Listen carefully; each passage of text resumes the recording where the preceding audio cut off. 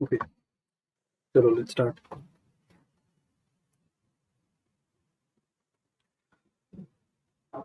आज जो समरी करेंगे मोस्टली कॉन्सेप्चुअल रिवीजन करेंगे, ठीक है। क्वेश्चन में जाएंगे बट क्योंकि 1.5 घंटे में ख़त्म करना है, तो क्वेश्चन में जाएंगे but I will try to cover maximum concepts also. Question जितना हो सके वो करेंगे, ठीक है। बट कोशिश मेरी ये रहेगी कि कॉन्सेप्चुअली क्लियर हो, ठीक। कॉन्सेप्चुअली जो भी डाउट्स हैं वो क्लियर कर पाएँ और समराइज कर पाएँ सारे कॉन्सेप्ट्स को, ठीक है। पहले तो इंटरेस्ट के टाइप्स क्या होते हैं। इंटरेस्ट रेट रिस्क मैनेजमेंट पढ़ रहे हैं। टाइप ऑफ इंटरेस्ट क्या क्या है, ठीक है। इंटरेस्ट होते हैं हमेशा दो टाइप के हो सकते हैं। एक तो होता है फिक्स्ड, एक होता है फ्लोटिंग, करेक्ट। फिक्स्ड और फ्लोटिंग दो ही टाइप के हो सकते हैं। फिक्स का मतलब होता है कि मान लो मैं एक लोन लेने जा रहा हूँ, कितने पीरियड के लिए, 5 साल के लिए लोन ले रहा हूँ, ठीक है। तो 0 to 5 ईयर्स तक मेरा टोटल हमेशा से ही रहेगा इंटरेस्ट रेट, सपोज 5% है, 5% पर एनम फिक्स्ड रहेगा हमेशा, ठीक है। मतलब मैं 5% हर साल 5% ही इंटरेस्ट दूंगा। फ्लोटिंग का मतलब क्या होता है, फ्लोटिंग किसी एक रेफरेंस रेट को लिंक्ड होता है, ठीक है। फ्लोटिंग के रेट ऐसे 5% फिक्स नहीं होंगे। फ्लोटिंग के रेट होंगे कि सोफर प्लस 1%, ठीक है, और सोनिया प्लस 1%, ऐसे रेट्स होंगे। मतलब ये सब क्या है, सोफर सोनिया ये सब क्या है, ये मार्केट का एक बेंचमार्क रेट्स हैं, ठीक है। मतलब एक जैसे मान लो इंडिया में क्या होता है, रेपो रेट्स होते हैं, ठीक है। प्राइम लेंडिंग रेट होते हैं। जो रेपो रेट्स हैं बेसिकली, ये बेसिकली है क्या, आरबीआई के कुछ रेट्स हैं, इंटर बैंक रेट्स हैं, ठीक है। सो रेपो रेट्स प्लस 1% ऐसे समझ सकते हो, ओके। तो फ्लोटिंग रेट्स क्या होते हैं, किसी भी एक रेफरेंस रेट को लिंक्ड होते हैं, ठीक है। सोफर सोनिया ये सब क्या है, पहले ये लाइबोर और यूरिबोर ये सब हुआ करते थे, बट जो अभी नया सिलेबस है, even in your previous syllabus also, इसको ये 2022 से कम्प्लीटली हट चुका है। और ये लाइबोर की जगह पे सोफर ऑल्टरनेटिव रेफरेंस रेट्स आ चुके हैं, ठीक है। यूएस के रेट्स हैं सोफर, ठीक। बेसिकली ये रिस्क फ्री रेट ले सकते हो, inter bank reference rates, overnight rates है बेसिकली, ठीक है। ओवरनाइट रेट मतलब एक दिन के लिए अगर लोन लोगे तो कितना रेट, परसेंटेज, कितने परसेंटेज पर एनम के हिसाब से पड़ेगा, कितने परसेंटेज पर एनम के हिसाब से, अगर एक दिन के लिए लोन ले रहे हो तो। सोफर वो होते हैं, वो ओवरनाइट रेट्स होते हैं बेसिकली। यूएस के लिए सोफर है, ठीक है। यूके के लिए सोनिया, यूरोपियन यूनियन के लिए ईस्टर, ठीक है। ऐसे बहुत सारे रेफरेंस, इसको बोले जाते हैं अल्टरनेटिव रेफरेंस रेट, ठीक है। तो ये होता क्या है, अल्टरनेटिव रेफरेंस रेट प्लस कुछ मार्जिन, ठीक है। इसके कुछ रीप्राइसिंग पीरियड्स होते हैं। जो जो फ्लोटिंग रेट्स है ना, इनके रीप्राइसिंग पीरियड होते हैं। रीप्राइसिंग पीरियड का मतलब क्या है कि मान लो ऐसे होंगे कि 3 मंथ्स सोफर प्लस 1%, ठीक है। टोटल लोन का पीरियड है 5 साल, तो इसका मतलब क्या होगा कि हर 3 महीना, ठीक है, इंटरेस्ट रेट जितना इनिशियली था डजेंट मैटर, हर 3 महीने के 3 महीना ये इंटरेस्ट रेट जो है रिफ्रेश होंगे। मार्केट का सोफर का रेट जो है, ठीक है, उसके हिसाब से लोन के रेट रिफ्रेश होगा, ठीक है। मतलब सोफर का रेट अगर यहाँ पे था 3%, ठीक है, 3% प्लस 1%, तो एक्चुअल रेट होगा 4% for next three three months. Similarly यहाँ पे सोफर का रेट सपोज हो गया 3.5%, तो यहाँ पे रेट हो जाएगा 4.5% interest rate for the next 3 months, ठीक है। सिमिलरली ऐसे बार बार हर 3 महीने ये रिफ्रेश होता जाएगा। ये सपोज अगर 3 महीने का सोफर है तो इसको बोला जाता है रिप्राइसिंग पीरियड, 3 मंथ्स का रिप्राइसिंग पीरियड, ठीक है। इसके बाद चलते हैं यील्ड कर्व में।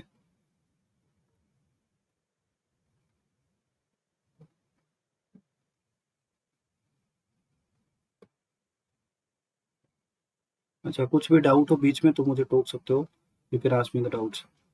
इसके बाद है यील्ड कर्व्स में चलते हैं। तो यील्ड कर्व्स क्या है कि मान लो कोई एक आदमी, ठीक है, ये हमारा 5 साल का पीरियड है, थोड़ा हो गया, चलो ठीक है, ये 5 साल का पीरियड है, ठीक है। कोई लोन ले रहा है 3 महीने के लिए, ठीक है। कोई लोन ले रहा है 3 महीने के लिए, ए लोन ले रहा है 3 महीने के लिए, बी लोन ले रहा है 1 साल के लिए, ठीक है, 1 ईयर के लिए ले रहा है, और सी लोन ले रहा है 5 साल के लिए, ठीक है। किसमें ज़्यादा रिस्क है, क्रेडिट रिस्क किसमें ज़्यादा है, 5 साल में, क्योंकि वो 5 साल तक कुछ भी हो सकता है, ठीक है। क्रेडिट रिस्क भी है, इंटरेस्ट रेट रिस्क भी है, 5 साल तक इंटरेस्ट का कुछ भी हो सकता है, बहुत ज़्यादा ऊपर नीचे कुछ भी हो सकता है, ठीक है। तो कम पीरियड के लिए जिसका मान लो 3 महीना है, उसके लिए इंटरेस्ट कितना थोड़ा-सा कम रहेगा, ठीक है। मान लो इसके लिए 3% पर एनम के हिसाब से दिया जाएगा, बिकॉज़ ये 3 महीने में लौटा देगा बोल रहा है। बी 1 साल का टाइम पीरियड ले रहा है, ठीक है, तो बी के लिए मान लो 4% है, ठीक है। ये सब पर एनम पे है, बट जिसका कम टाइम पीरियड उसका कम परसेंटेज, बिकॉज़ उसपे कम रिस्क है, ठीक है। Market risk, interest rate risk कम है, क्योंकि मार्केट में इंटरेस्ट बहुत ज़्यादा ऊपर नीचे नहीं हो सकते। अच्छा, ये इंटरेस्ट रेट्स ऊपर नीचे कैसे होते हैं? आरबीआई के जो फेडरल रेट्स होते हैं, वो रेट्स अगर ऊपर गए तो ये रेट्स ऊपर जाएंगे, ठीक है। वो अगर नीचे गए तो ये रेट्स नीचे जाएंगे। तो 3 महीने के लिए अगर कोई लोन ले रहा है तो उसके लिए कम इंटरेस्ट रेट लगेगा, बिकॉज उस पर रिस्क कम है। अगर कोई 1 साल के लिए ले रहा है तो उसके लिए 4% पर एनम कराएगा, मे बी। कोई अगर 5 साल के लिए ले रहा है, थोड़ा ज़्यादा ले रहा है, तो मे बी इसके लिए थोड़ा सा 5.5%, थोड़ा सा ज़्यादा रहेगा, ठीक है। बेसिकली कहने का मतलब है कि higher the duration, higher the time period, higher the interest rate, ठीक है। तो अगर मैं इसको ग्राफ में प्लॉट करूंगा तो ये ऐसे बनेगा, टाइम पीरियड और ये इंटरेस्ट रेट अगर ये ऐसे आएगा, कम पीरियड के लिए कम इंटरेस्ट रेट, ज़्यादा पीरियड के लिए ज़्यादा इंटरेस्ट रेट, ठीक है। ये जितना ज़्यादा होगा ये उतना ज़्यादा रहेगा, ठीक है। तो ऐसा एक ग्राफ बनेगा। मैंने स्ट्रेट लाइन बना लिया, स्ट्रेट लाइन नहीं होगा ये, कुछ ऐसे होके होगा कुछ, ठीक है। इसको बोला जाता है नॉर्मल यील्ड कर्व, ठीक है। मतलब कम टाइम पीरियड के लिए कम इंटरेस्ट रेट, ज़्यादा टाइम पीरियड के लिए ज़्यादा इंटरेस्ट रेट, ठीक है। इसके बाद है इन्वर्टेड यील्ड कर्व, ठीक है। इन्वर्टेड यील्ड कर्व होता क्या है कि ये जनरली होता है रिसेशन वाले इकोनॉमी में, जिसका फ्यूचर पता ही नहीं। पाकिस्तान मान लो, ठीक है, बांग्लादेश, इनके पता ही नहीं है कि फ्यूचर का सिचुएशन क्या है, क्योंकि रिसेशन आ चुका है, ठीक है। तो ये सब केसेस में होगा क्या कि कम टाइम पीरियड के लिए ज़्यादा इंटरेस्ट रेट होंगे, ठीक है, बिकॉज फ्यूचर का अनसर्टनिटी है, ठीक है। लो पीरियड्स के लिए कम इंटरेस्ट रेट होगा, तो ये इसके चार्ट जनरली ये बनेगा, ठीक है। इसको बोला था इन्वर्टेड यील्ड कर्व, मतलब उल्टा, ठीक है। इसके बाद है फ्लैटनर यील्ड कर्व, मतलब लो शॉर्ट टर्म लॉन्गर टर्म दोनों ही में सेम ही इंटरेस्ट रेट चल रहा है, ठीक है। ये टाइम, ये इंटरेस्ट रेट, इसको बोला जाता है फ्लैटनिंग यील्ड कर्व, ठीक है। आई होप इसमें किसी को कुछ डाउट नहीं होगा। बेसिकली इसमें क्वेश्चंस आ सकते हैं कि शॉर्ट टाइप क्वेश्चन आ सकते हैं, या फिर थ्योरी क्वेश्चंस आ सकते हैं। नॉर्मल यील्ड कर्व क्या है, इन्वर्टेड यील्ड कर्व क्या है, फ्लैटनिंग यील्ड कर्व, या फिर एक प्रैक्टिकल क्वेश्चन में ही इसका एक रेफरेंस दे सकते हैं कि इन्वर्टेड यील्ड कर्व है, लोअर के लिए पीरियड के लिए इतना इंटरेस्ट रेट है, हायर के लिए इतना रेफरेंस रेट, इतना इंटरेस्ट रेट है, ठीक है। इसका एक रेफरेंस दे सकते हैं, क्वेश्चन में कहीं पे घुसा देंगे बीच में, पॉसिबल है। चलो, यील्ड कर्व है। इसके बाद चलते हैं हेजिंग में। बाकी कुछ बचा ही नहीं है, ठीक है, इंटरेस्ट रेट रिस्क में बाकी बेसिक्स इतना ही है। फिर इसके बाद चलते हैं हेजिंग में, ठीक है। पूरा हेजिंग में पूरा चैप्टर खत्म हो जाएगा। हेजिंग में हम क्या पढ़ेंगे? 4 प्रोडक्ट्स पढ़ेंगे, 4 या 5 प्रोडक्ट्स पढ़ेंगे, सर इन्वर्टेड ठीक है। यील्ड का पहला पूरा प्रोडक्ट है थोड़ा FRA, forward rate agreement. Sir inverted yield ठीक है। का को थोड़ा सा एक बार। इसके बाद पढ़ेंगे ऑप्शंस, इंटरेस्ट रेट ऑप्शंस। इसके बाद पढ़ेंगे इंटरेस्ट रेट फ्यूचर्स, ठीक है। इसके बाद पढ़ेंगे स्वैप्स, इसके बाद आएंगे स्वैप्शन, ठीक है।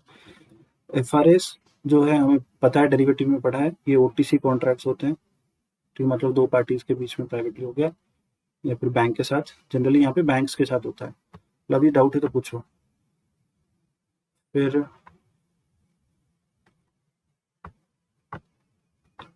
ओके, एफआरए जो है प्राइवेट कॉन्ट्रैक्ट्स होते हैं पार्टीज के, बैंक्स के साथ। फिर ऑप्शंस क्या होता है? Hello sir. फ्लैटनिंग में होता क्या है लवी कि शॉर्ट टर्म और लॉन्गर टर्म दोनों में सेम ही रेट्स रहेंगे, ठीक है। जो जो रेट्स कम, टाइम जित कम हो फिर भी उतना रेट, अगर टाइम ज़्यादा हो फिर भी उतना ही रेट, ठीक है। चलो, हमने डेरिवेटिव में पढ़ा था ऑप्शन और फ्यूचर, ये क्या है? एक्सचेंज ट्रेडेड है, और बाकी ये सब होते हैं ओटीसी, ठीक है। हम ये 5 पढ़ेंगे प्रोडक्ट के बारे में, 5 प्रोडक्ट्स में, बाकी कुछ ये चैप्टर में कुछ है नहीं, 5 ही प्रोडक्ट्स के बारे में पढ़ना है। वो इस चैप्टर बहुत छोटा है, हार्डली इसके 9 या 10 क्वेश्चंस होंगे, ठीक है। जिसको डाउट है अनम्यूट करके पूछ सकते हो। हार्डली इसके 9 या 10 क्वेश्चंस होंगे, बट ये बहुत इंपॉर्टेंट क्वेश्चन, इंपॉर्टेंट चैप्टर है, इसमें इजीली 8 to 10 मार्क्स क्वेश्चन आएंगे। ठीक है, अब चलते हैं FRA पे। ठीक है, FRA है क्या कि मान लो मुझे अभी लोन नहीं चाहिए, हम आज खड़े हैं यहाँ पे। ठीक है, मुझे यहाँ पे लोन नहीं चाहिए, स्टार्टिंग पीरियड में I don't need loan here. ठीक है, मुझे कहाँ लोन चाहिए, यहाँ पे लोन चाहिए। ठीक है, मतलब 6 महीने के बाद लोन चाहिए। कितने पीरियड के लिए चाहिए, 3 महीने के लिए चाहिए। ठीक है, 3 महीने के लिए मुझे लोन चाहिए, मतलब ये 9 मंथ का है। करेक्ट, ये 6 महीने का पीरियड है, ये 3 महीने का पीरियड है, तो मुझे 6 महीने के बाद लोन चाहिए, यहाँ पे लोन चाहिए, 3 महीने के लिए लोन चाहिए, मतलब जो ब्लू वाला पीरियड है उसके लिए लोन चाहिए, 6 महीने के बाद चाहिए। ठीक है, तो क्या मेरे पास यहाँ पे इंटरेस्ट रेट रिस्क है, मैं यहाँ पे खड़ा हूँ, स्टार्टिंग में खड़ा हूँ यहाँ पे। ठीक है, आई एम स्टैंडिंग हियर, तो मुझे डर है कि 6 महीने के बाद इंटरेस्ट रेट कुछ भी हो सकता है। अभी मान लो 5% का इंटरेस्ट रेट है। ठीक है, यहाँ पे 6 महीने के बाद मुझे लोन चाहिए, तो मुझे लगता है कि इन्फ्लेशन बहुत ज़्यादा बढ़ने वाला है, तो इंटरेस्ट रेट जो है 6 महीने के बाद 7% हो जाएगा। ठीक है, तुम्हें लग रहा होगा कि मे भी छोटा सा अमाउंट होगा, 2% ही है, बट सोचो कि अगर 10 करोड़ 15 करोड़ का मुझे लोन लेना है तो उस पर भी 2% का इम्पैक्ट बहुत ज़्यादा आएगा। ठीक है, so that is a high risk कि मेरा इंटरेस्ट रेट जो है, मुझे जो ज़्यादा इंटरेस्ट देना पड़ेगा। इसके लिए मैं क्या कर सकता हूँ, एक पार्टी के साथ, एक बैंक के साथ मान लो। ठीक है, इसके लिए मैं क्या किया, मैंने येस बैंक के पास गया मैं। ठीक है, एक पार्टी के साथ मैंने कॉन्ट्रैक्ट किया, बाय बॉट एन FRA। ठीक है, एट 5.5% मान लो। ठीक है, मतलब क्या है कि FRA के येस बैंक के साथ मैंने एक FRA कॉन्ट्रैक्ट कर लिया, एक फॉरवर्ड रेट एग्रीमेंट कर लिया, जिसके थ्रू मैंने बोला कि 5.5% का मैं एक लिमिट लगाता हूँ। ठीक है, ये जो हम पढ़ रहे हैं कि यहाँ पे 5% इंटरेस्ट रेट है, मुझे डर है कि 7% कभी हो जाएगा, मे भी हो सकता है। तो मैंने क्या किया, येस बैंक के साथ एक कॉन्ट्रैक्ट किया कि 5.5% पे मैंने एक FRA ले रहा हूँ। येस बैंक, इसका मतलब क्या है, ये एग्रीमेंट में क्या लिखा होगा कि 5%, अगर इंटरेस्ट रेट 5.5% से बढ़ा, ठीक है, करेंट रेट है 5%, हम यहाँ पे 5.5% पे FRA ले रहे हैं। ठीक है, इसका मतलब क्या है कि अगर इंटरेस्ट रेट 5%, 5.5% से बढ़ा, ठीक है, तो येस बैंक मुझे पे करेगा डिफरेंस। येस बैंक अगर एक्चुअल इंटरेस्ट रेट हो गया 6%, ठीक है, तो येस बैंक मुझे कितना पे करेगा, 5.5%, 6% माइनस 5.5%, तो येस बैंक मुझे पे करेगा 0.5%।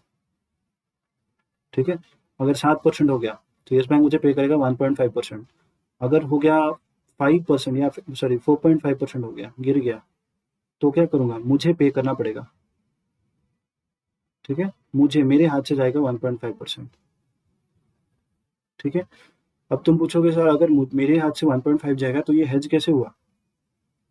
हम क्या करेंगे, जिस रेट पे एक्चुअल लोन जाएगा उस रेट पे जाएगा ही। मान लो एक्चुअल रेट गया 7%, ठीक है, एक्चुअल रेट चला गया 7% तक, हमारा क्योंकि 5%, तो मैं 6 महीने के बाद, ये तो बस येस बैंक के साथ मैंने एक FRA का कॉन्ट्रैक्ट किया। ठीक है, 6 महीने के बाद मैं एक्चुअल लोन लूंगा।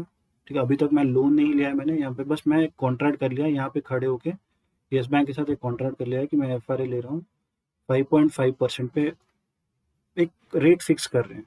ठीक है, 6 महीने के बाद मुझे एक्चुअल लोन चाहिए। ठीक है, एक्चुअल लोन अगर मान लो एक्चुअल रेट हो गया 7% पे, तो मैं एक्चुअल लोन लूंगा 7% पे।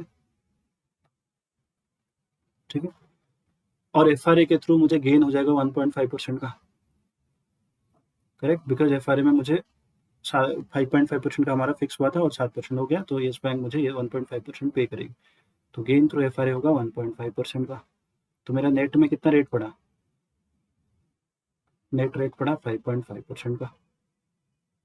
ठीक है, सिमिलरली अगर एक्चुअल रेट रह गया 6% हो गया, तो मुझे कितना गेन होगा, 0.5% होगा FRA के थ्रू, FRA गेन, ये एक्चुअल रेट।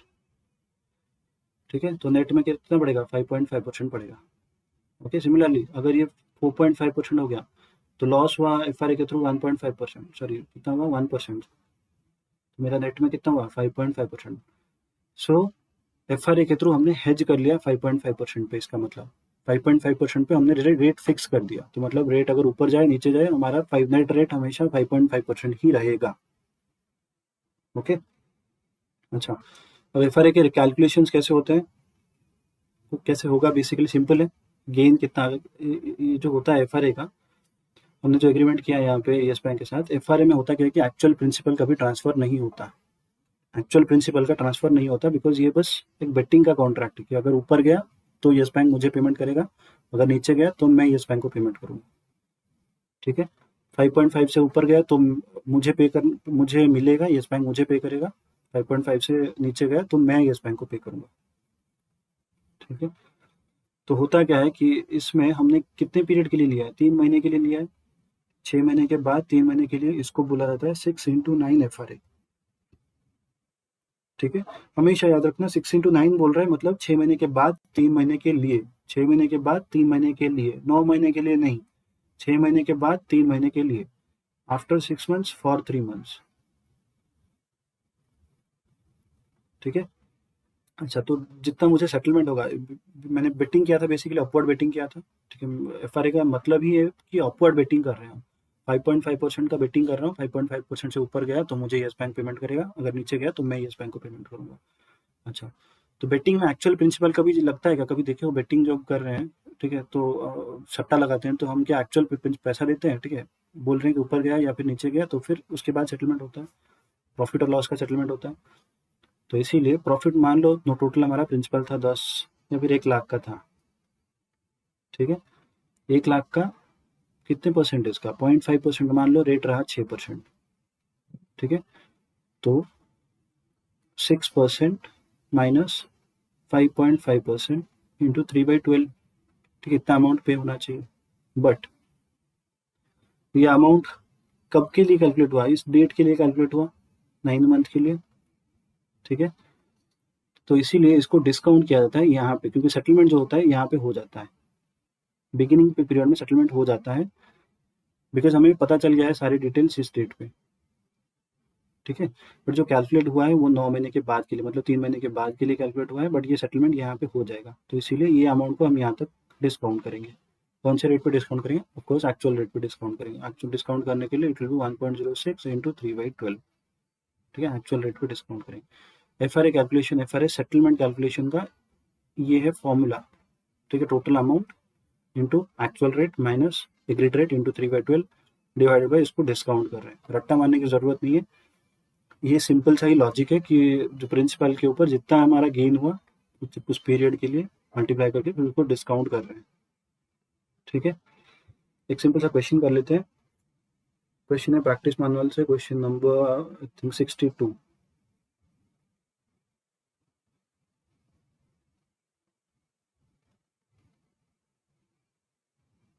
ठीक है, 62 क्वेश्चन नंबर बोल रहा है, Parker and company is contemplating to borrow an amount of 60 crore. ठीक है, 60 करोड़ का प्रिंसिपल है, कब सोच रहा है, for a period of 3 months, for a period of 3 months in the coming 6 months time frame from now. अभी बोरो नहीं कर रहा है, कब बोरो करेगा, 6 महीने के बाद बोरो करेगा। ठीक है, 6 महीने के बाद बोरो करेगा, कितने पीरियड के लिए, 3 महीने के लिए। Okay, the current rate of interest is 9% per annum. अभी इंटरेस्ट रेट है 9% per annum, but it may go up in 6 months time, so उसे डर है कि 6 महीने के बाद इंटरेस्ट रेट जो है वो बढ़ जाए।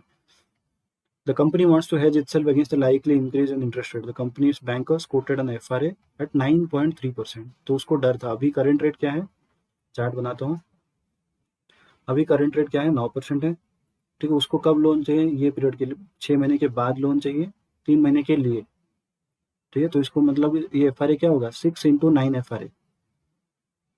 ठीक है, 6 महीने के बाद 3 महीने के लिए लोन चाहिए, तो 6 into 9 FRA.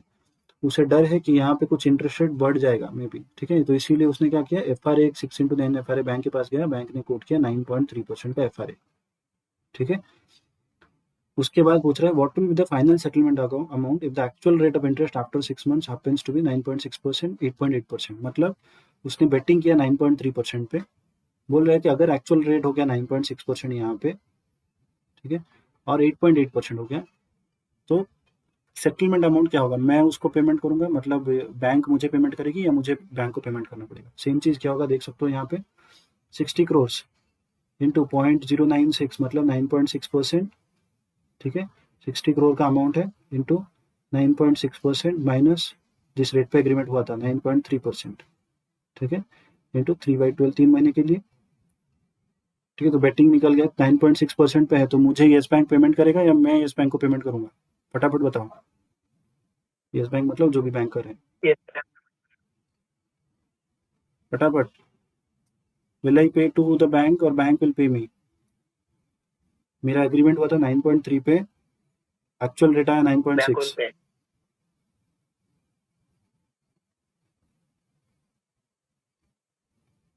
Bank will pay, very good. क्योंकि मैंने अपवर्ड बेटिंग किया था, मुझे मैंने लगाया था कि वो ऊपर ही जाएगा। अपवर्ड बेटिंग का मतलब क्या होता है कि मुझे लग रहा था ऊपर जाएगा, मैंने बेटिंग किया था 9.3 पे, ठीक है, सच में ऊपर गया, 9.6 हुआ, तो बैंक मुझे पे करेगा। ठीक है, सो फिर 0.30 इंटू थ्री मंथ्स के लिए 60 करोड़ के ऊपर। अच्छा, इसको डिस्काउंट करेंगे फिर, क्योंकि ये जो अमाउंट सेटलमेंट, ये जो अमाउंट हमने कैलकुलेशन निकाला, ये किस डेट के लिए निकाला? इस पीरियड के लिए निकला है। ठीक है, बट एक्चुअल सेटलमेंट इसका यहाँ पे हो जाता है, बिगिनिंग में हो जाता है, बिकॉज यहाँ पे ये बस बेटिंग के लिए है। ठीक है, ये इसमें कुछ एक्चुअल में प्रिंसिपल ये कुछ ट्रांसफर नहीं हो रहा है, ये बस बेटिंग के लिए। तो यहाँ पे इसको डिस्काउंट करना होता है यहाँ से यहाँ तक। ठीक है, तो discount rate will be actual 1+096 into 3/12। ठीक है, हाँ, देख सकते हैं अमाउंट। सिमिलरली 8.8% अगर हो गया तो निकाल सकते हो। 8.8 पे हुआ तो कौन किसको पे करेगा?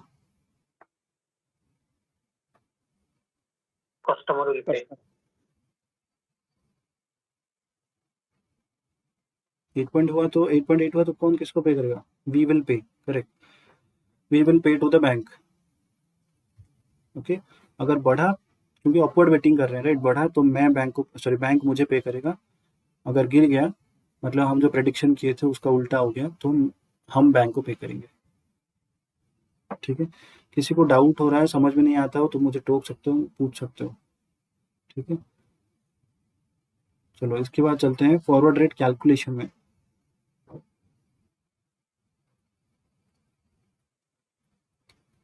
ठीक है, ये साइड में क्वेश्चन नंबर भी लिख लो। ठीक है, मैं जब जब बोल रहा हूँ कि क्वेश्चन ये है, क्वेश्चन ये है, प्रैक्टिस करने में आसानी होगी। ठीक है, ओल्ड प्रैक्टिस मैनुअल के क्वेश्चन है, क्वेश्चन नंबर 62।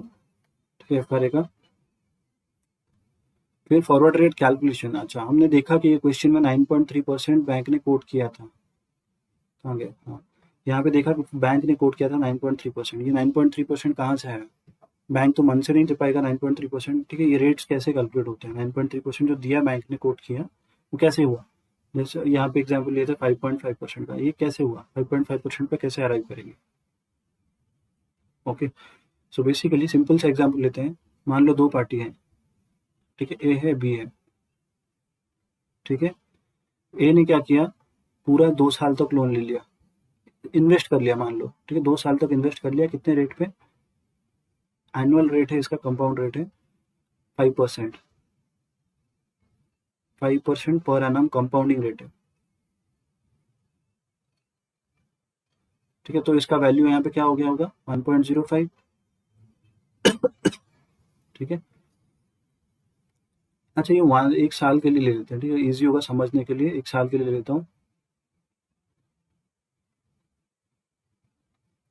1 साल का अगर है, 5% कंपाउंड रेट है, 5% पर एनम कंपाउंडिंग रेट है, तो इसका वैल्यू यहाँ पे क्या होगा? 1.05 हो जाएगा। 1 साल के बाद 5% 1 का 1.05 हो गया होगा। सिमिलरली इधर एक पार्टी ने क्या किया कि यहाँ पे कुछ अमाउंट इन्वेस्ट किया। ठीक है, 6 महीने तक इन्वेस्ट किया। 6 महीने के लिए रेट था कितना, कि मान लो 4% रेट था। ठीक है, 6 मंथ्स के लिए आपका रेट है, rate is 4% per annum. 1 year के लिए रेट है 5% पर एनम। ठीक है, ये तो हुआ है, ए का यहाँ पे 1.05 हुआ, बी का यहाँ पे 4 महीने के लिए लगाए, तो इसका वैल्यू होगा 1.02, क्योंकि 4% पर एनम है। ठीक है, इसका 1.02 होगा वैल्यू। हम FRA में फॉरवर्ड रेट में कैलकुलेट क्या करते हैं, ये पार्ट का इंटरेस्ट रेट कैलकुलेट करते हैं। ठीक है, 6 × 9 FRA जिसको बोलते थे। ठीक है, यहाँ पे मैं बोलूँगा इसको 6/12 FRA, 6 × 12 FRA होगा। ठीक है, FRA का मतलब ही तो होता है, फॉरवर्ड रेट का मतलब क्या होता है, ये फ्यूचर में ये पीरियड के लिए कितना इंटरेस्ट रहेगा, ये तो हम कैलकुलेट करने की कोशिश कर रहे हैं। ठीक है, तो बेसिकली होता क्या है, इंटरेस्ट रेट ऐसा होना चाहिए कि यहाँ पे जैसे एक का वैल्यू 1.05 हुआ, सिमिलरली यहाँ पे कितना रेट हो सो दैट 1.02 का वैल्यू यहाँ पे 1.05 ही हो। समझ में आ रहा है? मतलब यहाँ पे 1 रुपया इन्वेस्ट करके जितना 1.05 पे पहुंचा जैसे, और ये बीच वाला रेट कितना इतना होना चाहिए जैसे ये 1.02 का वैल्यू एंड में 1.05 ही हो। ठीक है, तो यहाँ पे इंटरेस्ट रेट यहाँ पे कितना होगा इंटरेस्ट रेट वो निकालना है। तो मैं इसको ऐसे लिख सकता हूँ कि 1.02 multiplied by 1 plus r into 6/12 should be equals to 1.05, because 1.05 पूरा साल के लिए है। ठीक है, और ये 6 महीने के लिए है। ये मैं बोल रहा हूँ बाकी 6 महीने का रेट कितना होना चाहिए। ठीक है, तो इसको बोलते हैं फॉरवर्ड रेट। ये लॉजिक लगा के तुम ये आर का वैल्यू अगर निकाल लोगे तो तुम्हारा आ जाएगा यहाँ पे रेट कितना होना चाहिए। ठीक है, अगर रेट ऊपर या नीचे है तो आर्बिट्राज अपॉर्चुनिटी हो सकता है। तो हमने ऊपर जो पढ़ा ना 5.5%, ठीक है, तो इसका रेट आइडियली जितना भी आएगा, ठीक है, उतना ही होना चाहिए। उससे अगर बहुत ज़्यादा ऊपर या नीचे हुआ तो आर्बिट्राज अपॉर्चुनिटी आएगी। ठीक है, 2.941%, वेरी गुड। आर आया 2.941% फॉर 6 मंथ्स या एनुअल।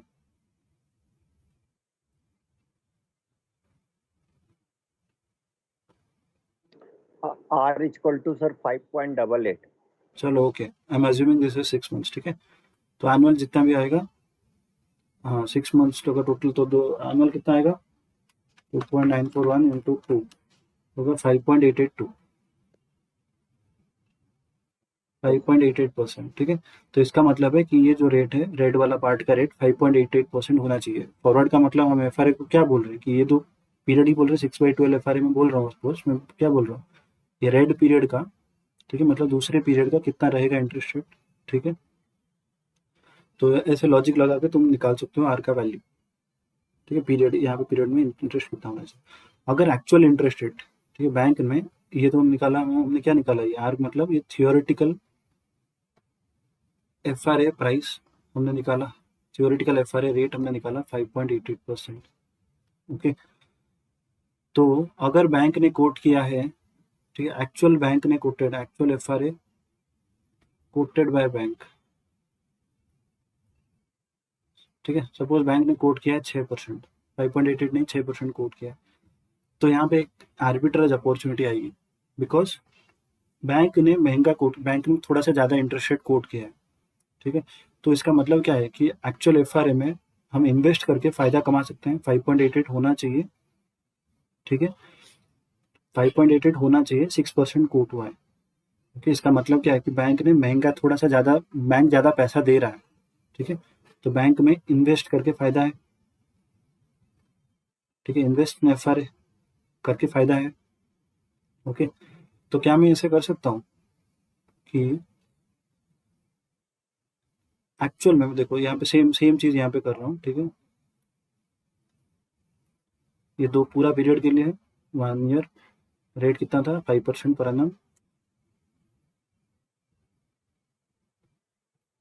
ये 6 महीने के लिए है, ये 6 महीने के लिए है, और बाकी इसके बाद एफ आर ए है। ठीक है, तो यहाँ पे आइडियल रेट कितना था, आइडियल रेट हमने निकाला 5.88%, पर बैंक ने दिया है कितना 6%, यहाँ पे कितना है 4%। करेक्ट, बैंक ने कितना दिया है, बैंक ने दिया है 6% का। ठीक है, तो मैं आर्बिट्राइज मैं कैसे कर पाऊंगा, क्योंकि बैंक का ज़्यादा है। ठीक है, तो मैं कैसे करूँगा, यहाँ पे 1 रुपीज़ बोरो कर लिया, मतलब एक्चुअल में बोरो कर लिया। ठीक है, बोरोड ₹100 मान लो, 100 एट एक्चुअल फॉर 1 ईयर। ठीक है, पहले थोड़ा सा ग्राफिकली समझा देता हूँ, फिर बताऊंगा क्या कर रहे हैं। मैं यहाँ पे 1 रुपया इन्वेस्ट कर रहा हूँ, बोरो कर रहा हूँ, सॉरी, तो यहाँ पे ये बोरो होकर 105 हो जाएगा।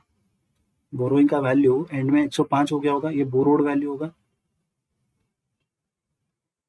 ठीक है, सिमिलरली ये बोरो करके 100 रुपया, ठीक है, मैंने क्या किया, यहाँ पे इन्वेस्ट कर दिया। ठीक है, पहले 6 मंथ्स तो एक्चुअल में है, तो एक्चुअल 2% पे इन्वेस्ट कर दिया, तो उसका वैल्यू यहाँ पे क्या हो गया 102 हो गया। ठीक है, नेक्स्ट 6 मंथ्स के लिए एफआरए ले लिया, क्योंकि एफआरए महंगा था। ठीक है, बैंक ने एफआरए को ज़्यादा दिया है, पैसा ज़्यादा दे रहा है बैंक।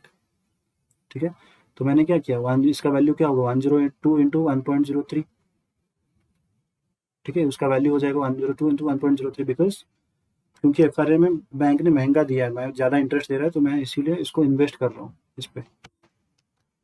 ठीक है, तो 102 इंटू 1.03, ये वैल्यू हो गया कितना, यहाँ पे होगी जाके हो गया 105.06, ये मेरा इन्वेस्टेड वैल्यू हो गया। ठीक है, फिर मैं 105 का बोरो कर जो किया था 100 का, वो 105 रीपेमेंट करके मेरा यहाँ पे 0.06 का रिस्कलेस गेन हो गया। इसे बोलते हैं आर्बिट्राज, आर्बिट्राज करना यूजिंग एफआरए। ठीक है, बेसिकली आर्बिट्राज कैसे करना है कि ये जो एफआरए रेट है, ठीक है, एफआरए रेट अगर बैंक ने गलत कोट किया है, ठीक है, पहले देखना कि बैंक ने ज़्यादा कोट किया है या कम कोट किया है। तुम्हारा रेट सपोज आया हमारा 5.88% आया, ठीक है, थियोरेटिकल रेट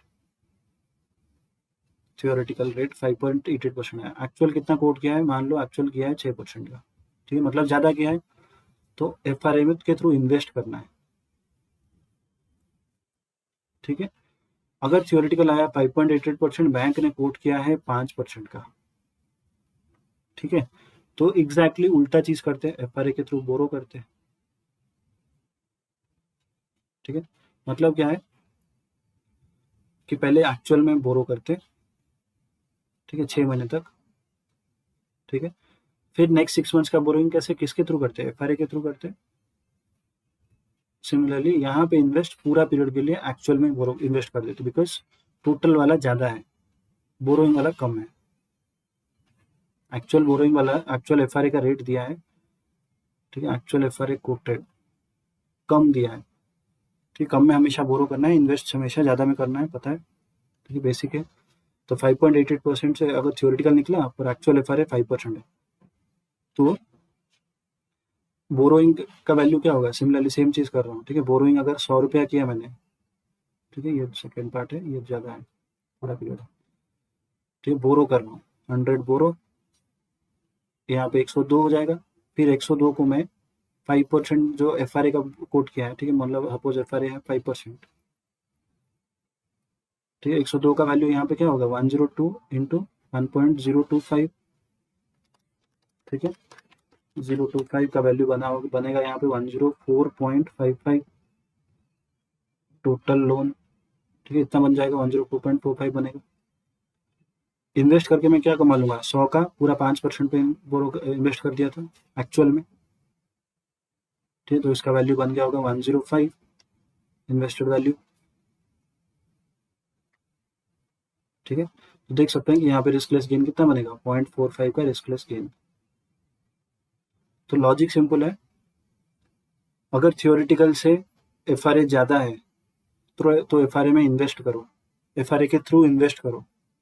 ठीक है, मतलब फर्स्ट पार्ट ये जो पार्ट करके करो, और पार्ट वाला इन्वेस्ट करो यहाँ पे एक्चुअल में इन्वेस्ट करो, सॉरी उल्टा लिख रहा हूँ, यहाँ पे एक्चुअल में इन्वेस्ट करो और यहाँ पे एफआरए के थ्रू इन्वेस्ट करो। ठीक है, और इस पे पूरा पे बोरो कर लो। और अगर उल्टा है कि ये 5% इससे कम है, तो फिर उल्टा करना है, मतलब एक्चुअल में इन्वेस्ट करना है और ये पार्ट करके बोरो करना है। आई होप ये सबका क्लियर है। क्वेश्चन कर लेते हैं। क्वेश्चन नंबर है क्वेश्चन नंबर 64 यस। क्वेश्चन दिया है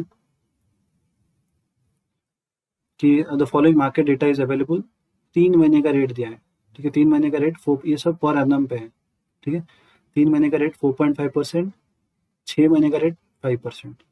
ठीक है, हमने यील्ड कर्व में पढ़ा था कि जितना ज़्यादा कम पीरियड उतना इंटरेस्ट कम, जिसका ज़्यादा टाइम पीरियड उतना इंटरेस्ट ज़्यादा, मतलब पर एनम ही है, दोनों पर एनम ही है, बट क्योंकि इस पे रिस्क कम है तो इंटरेस्ट थोड़ा सा कम है, इस पे ज़्यादा रिस्क है तो इस पे इसीलिए ज़्यादा इंटरेस्ट है। ठीक है, यूएसडी का रेट दिया हुआ है forward rate agreement for yen is nil, yen का यहाँ पे देख सकते हो फ्लैटनिंग यील्ड कब है 0.25%, मतलब कम पीरियड के लिए भी जितना इंटरेस्ट रेट है, ज़्यादा पीरियड के लिए भी उतना ही इंटरेस्ट रेट है, फ्लैटनिंग यील्ड कब है। तो FRA भी जाहिर सी बात है नील होगा। ठीक है, फिर क्वेश्चन पूछा है what should be the 3 months FRA at 3 months forward. ठीक है, चार्ट बना लेता हूँ, 0 ये 3 मंथ, ये 6 मंथ्स। ठीक है, 3 महीने के लिए रेट दिया है 4.5%। ठीक है, ये 3 महीने का मतलब ये 3 महीने के लिए रेट है। 6 महीने का रेट कितना दिया है 5%, मतलब पूरा 6 महीने के लिए 5% दिया है। ठीक है, बाकी पूछा है बीच में 3 months FRA at rate at 3 months forward, मतलब ये वाला पार्ट का रेट कितना होगा पूछ रहा है। ठीक है, कैसे करेंगे, सिंपल, इसको लिख सकते हो 1 प्लस 4.5% है 3 महीने के लिए। ठीक है, so it should be 1 plus 0.045 into 3/12 into 1 plus r into 3/12 should be equals to 1 plus 5% है टोटल का, 1 plus 0.05 into 6/12। ठीक है, फिर r का वैल्यू निकाल के तुम थियोरेटिकल वैल्यू निकाल सकते हो, 3/6 FRA। ठीक है, 3 months FRA rate at 3 month forward मतलब 3/6 FRA। ओके, वैसे ही निकाला है, देख सकते हो यहाँ पे 5.44% निकला। ठीक है, ये सारी चीज़ें ना लॉजिकल है, मे बी मैं थोड़ा थोड़ा फास्ट जा रहा हूँ, समझ में आ रहा है तो फिर इट्स वेरी गुड, अदरवाइज समझ में नहीं आ रहा है तो मुझे क्लास के बाद मैसेज करना, आई विल हेल्प यू। फिर इसके बाद पूछा है the 6 into 12 months LIBOR are 5% and 6.5% respectively. ठीक है, दिया है 6 और 12 महीने का लाइबोर दिया है 5% और 6.5% रेस्पेक्टिवली। ठीक है, लाइबोर दिया है, the bank is coating 6 into LIBOR, मतलब ये लाइबोर पहले हुआ करते थे। ठीक है, रेफरेंस रेट्स जो है हमने ऊपर पढ़ा, सोफर यूरिबोर सॉरी सोफर और सोनिया ईस्टर ये सब है, ये पहले लाइबोर यूके का लाइबोर हुआ करता था, लंदन इंटरबैंक रेट। ठीक है, फिर ये अभी रिप्लेस हो गए हैं, सोनिया हो गए हैं, बस there is no change in the from calculation perspective. ठीक है, ये जस्ट लिखने वाली चीज़ है फ्रॉम एग्जाम पर्सपेक्टिव। फिर 6 and 12 मंथ्स का FRA सॉरी लाइबोर दिया है 5% और 6.5% respectively. Bank is quoting 6/12 USD FRA at 6.5% और 6.75%। ठीक है, हाँ FRA का रेट 5.44% आया है। तो बैंक ने कोड FRA क्या कोड किया है 6/12 का FRA कोड किया है। ठीक है, मतलब चार्ट बना रहा हूँ।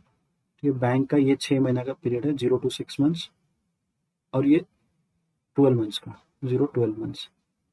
ठीक है, लाइबोर रेट्स क्या है, ये 5% है, ये 6.5% है। ठीक है, बैंक ने कोट किया क्या है 6/12 USD FRA at 6.5 6.75 rate quote किया, तो दो रेट्स ऐसे कोट किए। तो इसका मतलब क्या है, बैंक हमेशा याद रखना, बैंक हमेशा कम में बोरो करती है, कम में डिपॉजिट लेती है। तो 6.50 क्या है डिपॉजिट रेट्स, ज़्यादा में लोन देती है हमेशा, तभी तो जाके बैंक पैसा कमाएगी। क्योंकि बैंक का जो NII होता है, नेट इंटरेस्ट इनकम होते हैं, वो क्या होता है, लोन जो होता है हमेशा ज़्यादा रेट पे बैंक लोन देती है बैंक वाले, और कम डिपॉजिट पे कम इंटरेस्ट रेट देती है। ठीक है, तो हमेशा याद रखना कि डिपॉजिट के लिए कम इंटरेस्ट रेट होगा, लोन के लिए ज़्यादा इंटरेस्ट रेट होगा। ठीक है, तो बैंक ने दिया है सिमिलरली ये चीज़ यहाँ पे 5% का 6 महीने के लिए 5% पर एनम का रेट है, 12 महीने के लिए 6.5% पर एनम का रेट है। ठीक है, और FRA ये कोट किया है यहाँ पे। ठीक है, 6.5% बाई 6.75%। तो यहाँ पे पूछा है कि is there any arbitrage opportunity available. Arbitrage opportunity जानने के लिए पहले हमें निकालना पड़ेगा कि इसका रेट आइडियली कितना होना चाहिए था। ठीक है, वो कैसे निकालेंगे, यूजिंग दिस मेथड, यहाँ पे जैसे कैलकुलेट किया। ठीक है, पहले थियोरेटिकल रेट निकालना है, फिर देखना है कि थियोरेटिकल रेट को इसके साथ कंपेयर करना है। ठीक है, थियोरेटिकल रेट को कंपेयर करके देखना है कि ये रेट्स ज़्यादा हैं या कम है। ठीक है, थियोरेटिकल रेट से इसका क्या निकला है 7.8% निकला।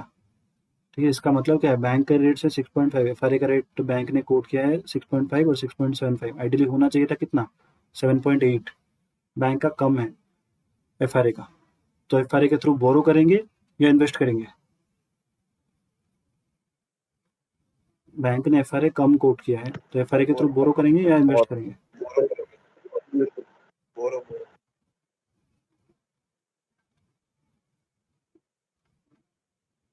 समझ में नहीं आ रहा है क्या?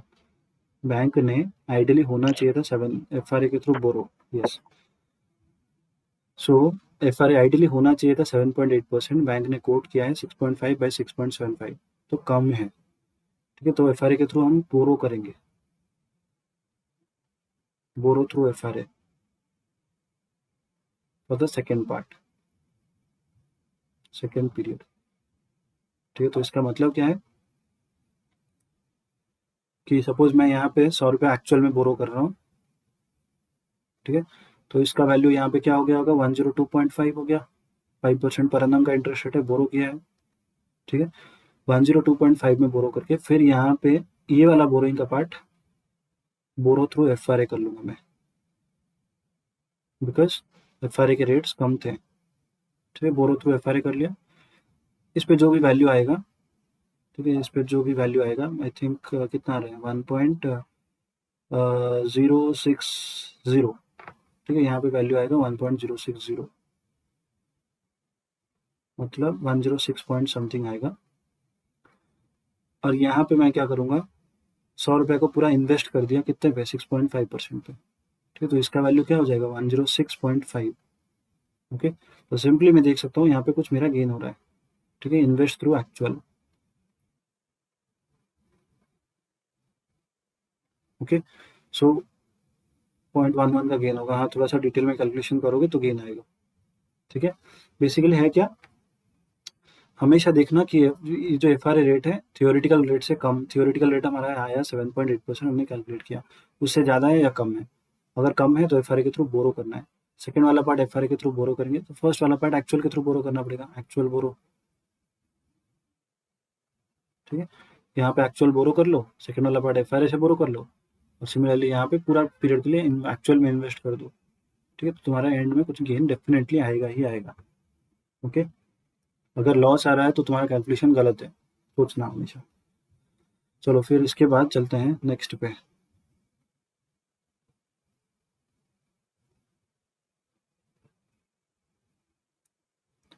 नेक्स्ट चलते हैं इंटरेस्ट रेट ऑप्शंस पे।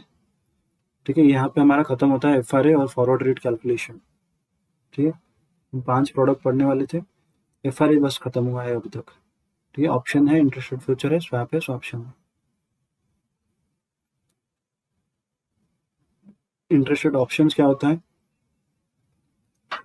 बेसिकली सेम जो एफआरए है वही सेम चीज़ है, बट हमारे पास आ, एक ऑप्शन है कि हम चाहें तो उसको एक्सरसाइज करेंगे या फिर नहीं करेंगे। ठीक है, ऑप्शन का मतलब क्या होता है कि मतलब नॉर्मली हम जब ऑप्शन डेरिवेटिव में पढ़े थे तो उसका मतलब क्या था, जो ऑप्शन बायर है, ठीक है, मैंने सपोज ऑप्शन बाय किया है, ये ऑप्शन बायर है। ठीक है, बी है ऑप्शन सेलर। ओके, तो मेरे पास ऑप्शन है कि मैं अगर चाहूंगा तो एक्सरसाइज करूंगा या फिर नहीं करूंगा। ठीक है, अगर मुझे प्रॉफिटेबल हो रहा है तो मैं करूंगा, अदरवाइज नहीं करूंगा। फ्यूच फॉरवर्ड के केस में क्या हो रहा था, हमने ऊपर पढ़ा, फॉरवर्ड के केस में हमने देखा कि हर जगह पे मुझे पे भी करना पड़ता था, अगर मुझे पे करना पड़ा तो मैं करता था, रिसीव करना पड़ा तो रिसीव भी करता था। ठीक है, तो दो चीज़ दोनों तरफ से हो रहा था। ठीक है, 0.5% गेन हो रहा था, 1.5% गेन हो रहा था, और 1.5% का लॉस भी कभी कभी हो सकता था। ठीक है, ऑप्शन मेरे पास नहीं था। ऑप्शन के केस में क्या होता है कि मेरे पास ऑप्शन होता है। ठीक है, मैं अगर चाहूंगा तो करूंगा, अदरवाइज नहीं करूंगा। ठीक है, ऑप्शन दो टाइप के होते हैं, इंटरेस्ट रेट ऑप्शन दो टाइप के होते हैं, एक होता है कैप ऑप्शन, एक होता है फ्लोर ऑप्शन। ठीक है, कैप ऑप्शन बेसिकली करता क्या है, बेसिकली है क्या कि हम इंटरेस्ट के ऊपर, अच्छा इसको ऐसे समझो। ठीक है, फ्लोर का मतलब क्या होता है, घर का फ्लोर। ठीक है, कैप होता है छत, फ्लोर होता है फ्लोर। ठीक है, फ्लोर से मतलब फ्लोर से नीचे जा ही नहीं सकता इंटरेस्ट रेट। ठीक है, कैप मतलब है लिमिट, अपर लिमिट। ठीक है, फ्लोर का मतलब होता है लोअर लिमिट। ओके, अच्छा अपर लिमिट कब काम आएगा और लोअर लिमिट कब काम आएगा, जब मैं मान लो मैं लोन ले रहा हूँ, ठीक है, मैं बोरोयर हूँ। ठीक है, तो मुझे क्या डर है कि इंटरेस्ट रेट बढ़ जाएगा, मे बी बहुत ज़्यादा बढ़ जाएगा। ठीक है, अभी मान लो 5% है, ठीक है, इंटरेस्ट रेट हो सकता है कि 10% हो जाए। ठीक है, मुझे डर है। तो इसके लिए मैं क्या करूँगा, अपर लिमिट एक लगा दूंगा, 7% पे लिमिट लगा दिया। ठीक है, मतलब इससे ऊपर जाएगा ही नहीं। ठीक है, अगर गया तो मेरे पास ऑप्शन है कि मैं इसको एक्सरसाइज करूंगा। तो जो सामने वाला पार्टी जिसने मुझे ऑप्शन बेचा है वो मुझे डिफरेंस पे करेगा। मतलब अगर 10% हो गया तो सामने वाला पार्टी मुझे कितना पे करेगा, 3% पे करेगा। 3% other option seller will pay me, correct. अगर ऊपर चला गया तो, कैप से ऊपर चला गया तो, अगर कैप से नीचे गया तो मैं ऑप्शन एक्सरसाइज ही नहीं करूंगा, बिकॉज मेरे लिए मैं बोरोर हूँ, राइट। मुझे इंटरेस्ट रेट जितना कम होगा उतना अच्छा है। ठीक है, तो 7% पे इसको बोला जाता है स्ट्राइक रेट। ठीक है, अगर ऑप्शन 7% से ऊपर गया तो मैं इसको एक्सरसाइज करूंगा, अगर नहीं गया तो फिर मैं एक्सरसाइज नहीं करूंगा। ठीक है, मेरे हाथ में वो ऑप्शन है। ओके, तो जितना इंटरेस्ट रेट कम पड़ेगा मुझे उतना अच्छा है, क्योंकि मैं बोरोर हूँ। ठीक है, सिमिलरली मैं अगर डिपॉजिटर हूँ, ठीक है, मैंने कुछ पैसा एफडी में लगाया है मान लो। ठीक है, फ्लोटिंग रेट एफडी है। फ्लोटिंग रेट का तो मतलब ही है कि वो चेंज होता रहता है हर 3 महीना, 3 महीने का सपोज है तो हर 3 महीना चेक किया जाएगा कि रेफरेंस रेट से लिंक्ड होता है। सोफर या ऊपर पड़े हम लोग, सोफर या यूरिबोर कुछ से लिंक्ड होगा, ईस्टर या सोनिया किसी से लिंक्ड होगा। तो ये रेट जैसे जैसे चेंज होते जाएंगे मार्केट में, वैसे वैसे मेरे इंटरेस्ट, लोन के इंटरेस्ट रेट चेंज होते जाएंगे। ठीक है, तो डिपॉजिटर के केस में क्या होगा, मान लो मेरा एक फ्लोटिंग रेट डिपॉजिट है। ठीक है, तो इस केस में होगा क्या कि इंटरेस्ट रेट अगर कम हो गए, बहुत ज़्यादा कम हो गए, अभी इंटरेस्ट रेट 5%, मुझे एफडी पे 5% रिटर्न मिल रहा था, इनकम हो रहा था 5% पे। ठीक है, ये कम होते होते होते तो 1% पे आ गया। ठीक है, सपोज 1% में आ गया तो क्या है, मेरा रिस्क है, एक लॉस हो रहा है 4% का, 1% पे सपोज आ जाएगा तो मैंने क्या किया, इसीलिए एक यहाँ पे लिमिट लगा दिया, डाउनवर्ड में लिमिट लगा दिया 3% का, 3% फ्लोर ले लिया। तो इसका मतलब है 3% से अगर गिरेगा, 2% जितना गिरा है, 1% कुछ हो गया तो 2% सामने वाला पार्टी जिसने फ्लोर बेचा है मुझे, वो मुझे पे करेगा। ठीक है, अच्छा किसी ने बेचा है तो मैंने कुछ पेमेंट किया है उसके लिए, जिसको बोला जाता है फ्लोर प्रीमियम। ठीक है, मैंने कुछ फ्लोर प्रीमियम देके फ्लोर एक खरीदा है, 3% पे फ्लोट खरीदा है बाय पेइंग फ्लोर प्रीमियम। मैंने कुछ फ्लोर प्रीमियम दिया है, देखिए 3% का फ्लोर खरीदा है, तो मतलब 3% से अगर नीचे गया तो मैं एक्सरसाइज करूंगा ऑप्शन, और सामने वाले पार्टी को मुझे डिफरेंस पे करना पड़ेगा। ठीक है, अगर 1% आया तो दोनों के बीच में जो डिफरेंस है वो सामने वाले पार्टी को मुझे पे करना पड़ेगा। अगर इंटरेस्ट रेट 3% से ऊपर रहा तो मैं इसको एक्सरसाइज करूंगा नहीं, बिकॉज मुझे जितना इंटरेस्ट रेट ज़्यादा मिलेगा मुझे उतना अच्छा है, मेरा ज़्यादा रिटर्न होगा। ठीक है, मान लो ये 4% रहा तो मुझे 4% का इनकम मिल रहा है, मैं इसको क्यों एक्सरसाइज करूंगा 3% वाले। ठीक है, इसको एक्सरसाइज नहीं करूंगा, देन ऑप्शन लैप्स हो जाएगा। Very good. ठीक है, नॉर्मल केस में अगर मैं ऑप्शन एक्सरसाइज नहीं कर रहा हूँ तो ऑप्शन लैप्स हो जाएगा, ऐसे ही लैप्स हो जाएगा। ठीक है, तो बेसिकली होता क्या है, ऑप्शन को बोला जाता है कि series of F R S in case of a floating rate loan और डिपॉजिट। मतलब क्या है कि मान लो मेरा एक लोन है 5 साल का। ठीक है, 5 साल का फ्लोटिंग रेट लोन है जो लिंक्ड है सोफर प्लस 1% पे लिंक्ड है।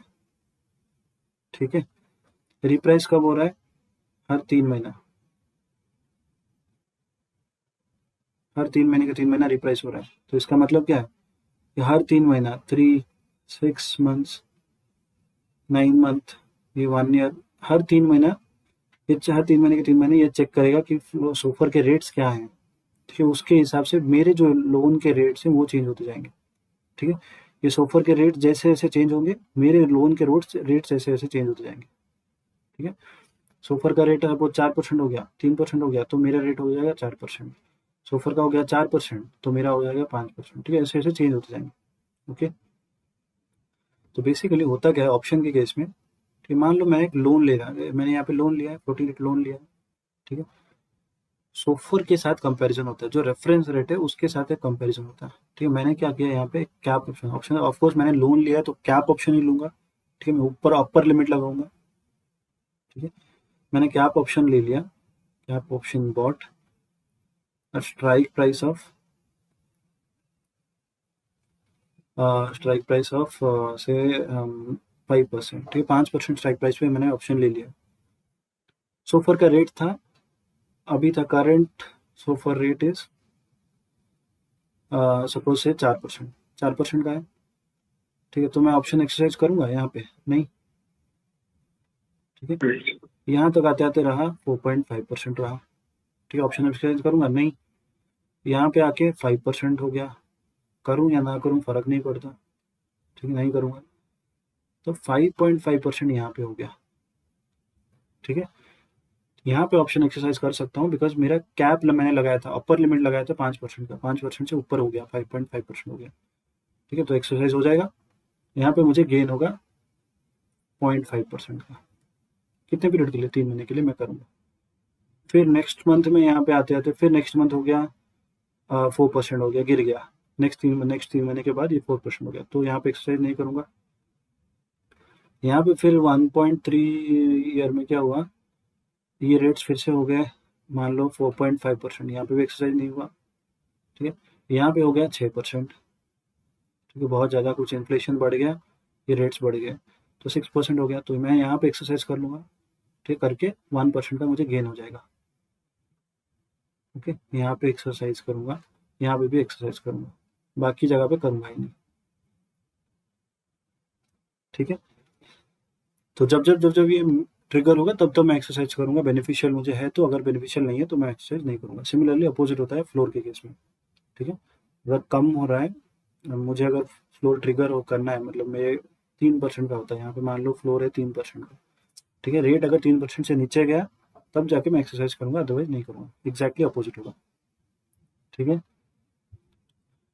चलो एक क्वेश्चन करते हैं।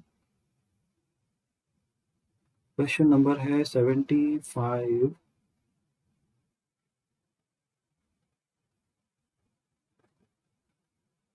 ये सारे क्वेश्चन है फ्रॉम ओल्ड प्रैक्टिस मैनुअल।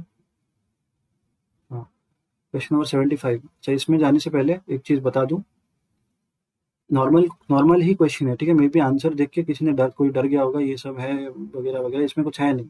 ठीक है, क्या है बताता हूँ। देखो, होता क्या है कि यहाँ पे हम देख सकते हैं कि जो जो एक्सरसाइज कर रहे हैं, ठीक है, ये मैं यहाँ पे एक्सरसाइज किया, मैंने यहाँ पे एक्सरसाइज किया। ठीक है, बाकी सब मैंने एक्सरसाइज नहीं किया, बट इसका मैंने जो प्रीमियम दिया होगा, ये प्रीमियम एक ही बार दूंगा, वन टाइम प्रीमियम यहाँ पे मैंने पेमेंट किया होगा बिगिनिंग में। ठीक है, जबकि मेरे benefits periodically up to 5 years तक आएंगे। ठीक है, 5 ईयर्स तक मेरा एक सिक्योर्ड है इंटरेस्ट। तो कभी भी कोई भी बैंक ले लो, कोई भी ऑर्गेनाइजेशन, अगर बहुत ज़्यादा इंटरेस्ट रेट रिस्क है तो उसको ओपन नहीं रखते हैं। ठीक है, उसको हेज कर लेते हैं यूजिंग वेरियस स्ट्रेटजीज। तो मैंने यहाँ पे बेसिकली ऑप्शन जो क्या प्रीमियम है मैंने बिगिनिंग में पे किया है, बट मेरा 5 साल तक मेरा रिस्क हेज्ड है। ठीक है, तो मुझे प्रीमियम जो पेमेंट जो मिल रहा है, मतलब जो बेनिफिट मिल रहा है वो 5 साल तक मिल रहा है, बट मैंने पेमेंट यहाँ पे कर लिया। ठीक है, तो मैं अगर इफेक्टिव मानना चाहूँ, ठीक है, इफेक्टिव मैं निकालना चाहूँ कि मेरा हर साल के लिए इफेक्टिव प्रीमियम कितना जा रहा है। ठीक है, पूरा टोटल बिगिनिंग में मैंने इतना पेमेंट कर दिया, मैं अगर सोचना चाहूँ कि मेरे हर साल कितना इंटरेस्ट पेमेंट हो रहा है, ठीक है, इफेक्टिवली, तो कैसे मैं, अगर मुझे कल कोई पूछता है कि आपने तो एक बार पेमेंट कर लिया, ठीक है, मुझे हर साल अगर मैं एक बार ना करके हर साल करता, ठीक है, हर साल में इफेक्टिवली मेरा कितना जा रहा है हाथ से। ठीक है, नॉर्मली सोचो, डिस्काउंटिंग का कॉन्सेप्ट सोचो। ठीक है, डिस्काउंटिंग में हम क्या करते थे, अगर यहाँ पे 10 रुपया है, यहाँ पे 10 रुपया, यहाँ पे 10 रुपया। ठीक है, हर साल, ये 1 ईयर, ये 2 ईयर, ये 3 ईयर। ठीक है, हमें अगर यहाँ पे प्रेजेंट वैल्यू निकालना होता था तो हम क्या करते थे, 10 का प्रेजेंट वैल्यू, 10 का प्रेजेंट वैल्यू, ये 10 का प्रेजेंट वैल्यू निकालते थे। ठीक है, इसके लिए हम करते क्या थे, 10 × प्रेजेंट वैल्यू एन्युटी फैक्टर को मल्टीप्लाई करते थे। ठीक है, आर और टी के जो भी जितना भी पीरियड है, टी मतलब यहाँ पे 3 साल के लिए। ठीक है, फिर यहाँ पे प्रेजेंट वैल्यू निकलता था। ठीक है, अब यहाँ पे क्या हो रहा है, ऑप्शन के केस में होता क्या है कि यहाँ पे एक प्रीमियम पेमेंट हो गया, वन टाइम पेमेंट हो गया, क्या मैं इसको पीवी बुला सकता हूँ? अगर प्रीमियम मान लो मैं प्रीमियम मैंने क्या प्रीमियम दे दिया है यहाँ पे, ठीक है, और मुझे ये पीरियडिकल नंबर्स चाहिए 10 10 10 चाहिए, ठीक है, मैं तो यही कैलकुलेट करने की कोशिश कर रहा हूँ कि मैंने हर साल इफेक्टिवली कितना जाता है हाथ से। तो क्या मैं ये चीज़ कर सकता हूँ, क्या premium divided by present value annuity factor, अगर मैं आर डिवाइड बाई आर 3 का करूँ तो मुझे ये 10 रुपया मिल जाएगा, ठीक है।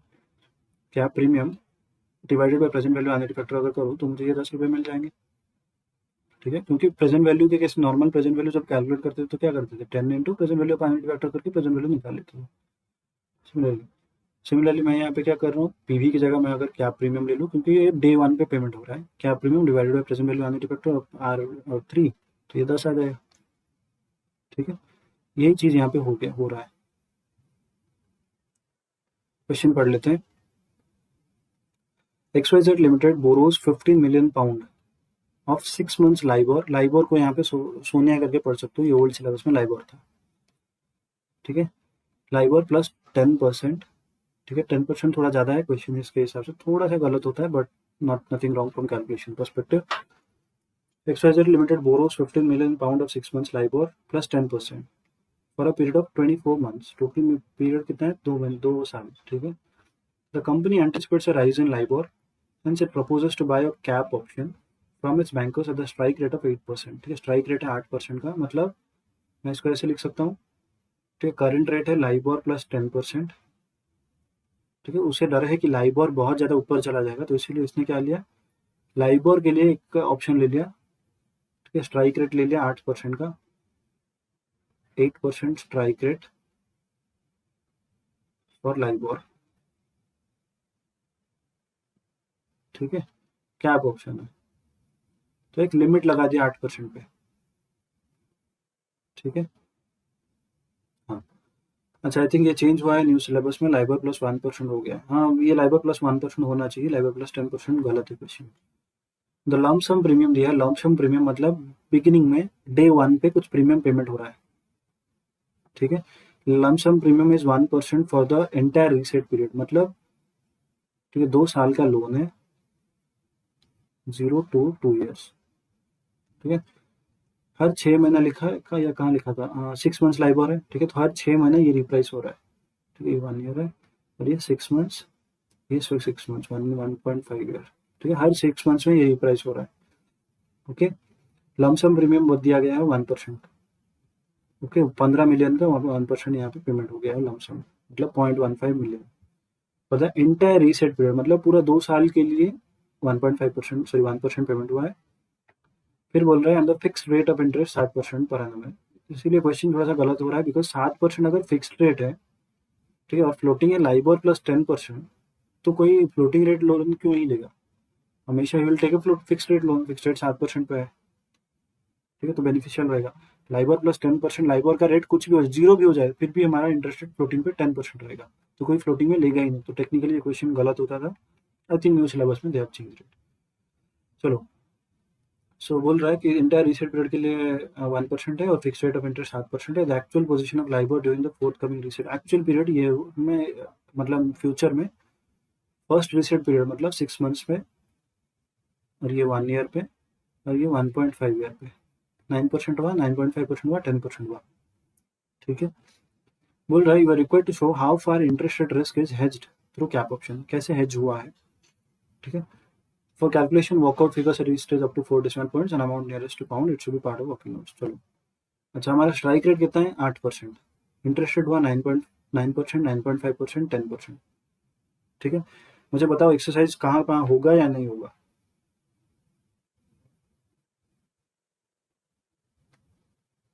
लोन का रेट है 8% का, स्ट्राइक रेट है 9%, 9.5%, 10% हो गया,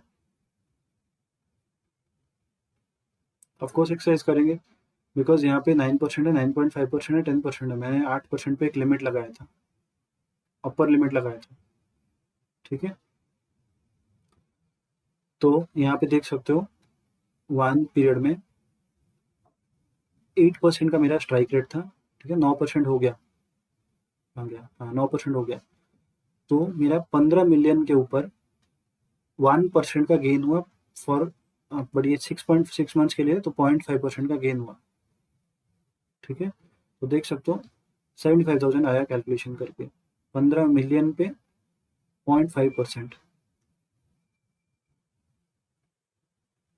ठीक है, सिमिलरली 15 मिलियन पे अगर कितना हुआ, नेक्स्ट में 9.5% हुआ, फिर 10% है, उसके हिसाब से 1,12,000 1,50,000 का गेन आया। बिकॉज मैं ऑप्शन एक्सरसाइज करूंगा, ऑफकोर्स करूंगा, बिकॉज इंटरेस्ट रेट ज़्यादा हो गया, एक्चुअल इंटरेस्ट रेट ज़्यादा हो गया। मेरा 8% का स्ट्राइक रेट था, वो 9%, 9.5% और 10% हुआ। तो मुझे बैंक से इतने इतने रिसीव होंगे ऑफकोर्स। ठीक है, मैं एक्सरसाइज कर रहा हूँ, और जिसने ऑप्शन मुझे बेचा था बैंक ने, ठीक है, ऑप्शन सेलर को मुझे ये पेमेंट करना पड़ेगा, उसको मुझे देना पड़ेगा 75,000, 1,12,500, 1,50,000। ठीक है, सिंपल है। अच्छा, एक चीज़ दे रहा है कि हमने बिगिनिंग में 1% का दिया था, क्या प्रीमियम पे किया था। ठीक है, बिगिनिंग में मतलब ये जो पीरियड हमने निकाला, यहाँ पे 0th पीरियड में हमने 1% का इंटरेस्ट रेट क्या प्रीमियम दिया था। ठीक है, बट जो ये जो बेनिफिट्स रिसीव हुए 75,000, 1,12,000, 1,50,000, ये कब कब रिसीव हुए, जब जब रिप्राइस हुआ इंटरेस्ट। ठीक है, तो कंपैरिजन के लिए क्या मैं डायरेक्टली कंपेयर कर पाऊंगा, ये वन टाइम में पेमेंट हुआ है और ये 6 महीने, 1 ईयर, फिर 1.5 ईयर में रिसीव हो रहा है। ठीक, कंपैरिजन नहीं हो पाएगा। इसीलिए हम क्या कर रहे हैं, यहाँ पे जो यहाँ पे लमसम पेमेंट हुआ, बिगिनिंग में पेमेंट हुआ, लमसम पेमेंट हो गया है एक। यहाँ पे कितना पेमेंट हुआ है, 15 मिलियन का 1% तो हो रहा है 0.15 मिलियन। ठीक है, यहाँ पे पेमेंट हुआ है 1,50,000, 1,50,000 यहाँ पे पेमेंट हुआ है, जबकि रिटर्न्स मेरे जो 75,000, 1,12,500 और 1,50,000, मुझे रिटर्न ये बीच बीच में मिले। ठीक है, तो मैं जो ये 0.15 मिलियन है, इसको भी मुझे यहाँ पे इक्विवेलेंट अमाउंट लाना पड़ेगा कि हर साल मैंने कितना पेमेंट किया है। ठीक है, इसके लिए हम यहाँ पे लगा रहे हैं वही चीज़, यहाँ पे देख सकते हो किया है। ठीक है, कि मतलब 1,50,000 divided by your present value of annuity factor. ठीक है, 1,50,000 जो कैप प्रीमियम है divided by your present value of annuity factor of कौन सा पीरियड है, फिक्स्ड है 7% पर एनम, और तुम्हारा कहाँ गया, 7% पर एनम है, तो 3.5% रहा 6 मंथ्स के लिए, पीरियड हो गया तुम्हारा 4। ठीक है, 3.5% और 4 ये क्या है, यहाँ पे देख सकते हो। ठीक है, तो हमारा ये रहा इनकम, ये हुआ एक्सपेंस, क्या प्रीमियम जिसको बोलते हैं क्या प्रीमियम। ठीक है, नेट में मेरा इतना गेन हुआ 34,000, 71,109, तो टोटल 2,14,000 का मेरा गेन हुआ। So we can tell that through हमारा हेज इतने में हो गया है, तो इसका मतलब इफेक्टिवली हेज हो रहा है। ठीक है,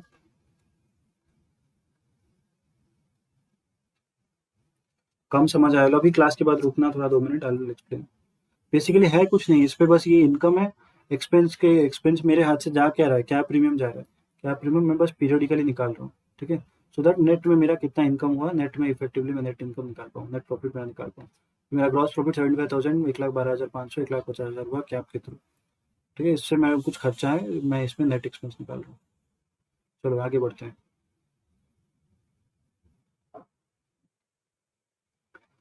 कैप हमारा हो गया, फ्लोर हो गया, इसके बाद चलते हैं कॉलर स्ट्रैटेजी।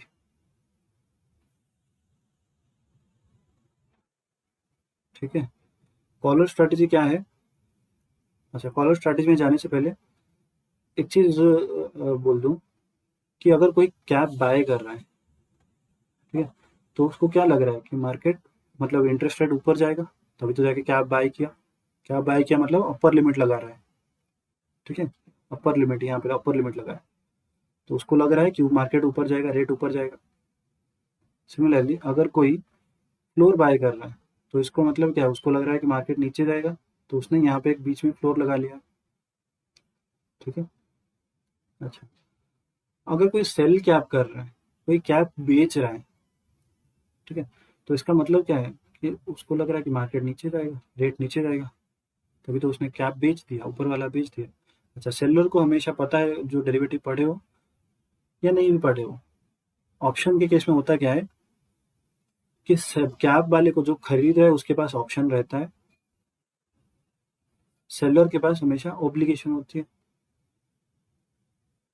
ठीक है, बिकॉज इसने वो ऑप्शन इसको दे दिया है, सामने वाले को बेनिफिशियल हुआ, जो जिसने खरीदा है उसके पास ऑप्शन है, तो अगर इससे बेनिफिशियल हुआ, बायर को बेनिफिशियल हुआ, बायर ऑफ ऑप्शन को बेनिफिशियल हो रहा है, तभी जाके वो एक्सरसाइज करेगा। अगर वो एक्सरसाइज कर लिया तो मुझे जो सेलर है उसको वो उसके लिए ऑब्लिगेशन हो जाएगा और उसको देना पड़ेगा। ठीक है, choice is of buyer not of seller, very good. Option हमेशा चॉइस जो होता है वो बायर के पास रहता है, सेलर के पास नहीं रहता। क्यों नहीं रहता? बिकॉज सेलर ने कुछ प्रीमियम के वजह से, ठीक है, थोड़ा सा लालची है सेलर, तो इसने क्या किया, थोड़े से चंद पैसों के लिए इसने अपना एक ऑप्शन इसको दे दिया है।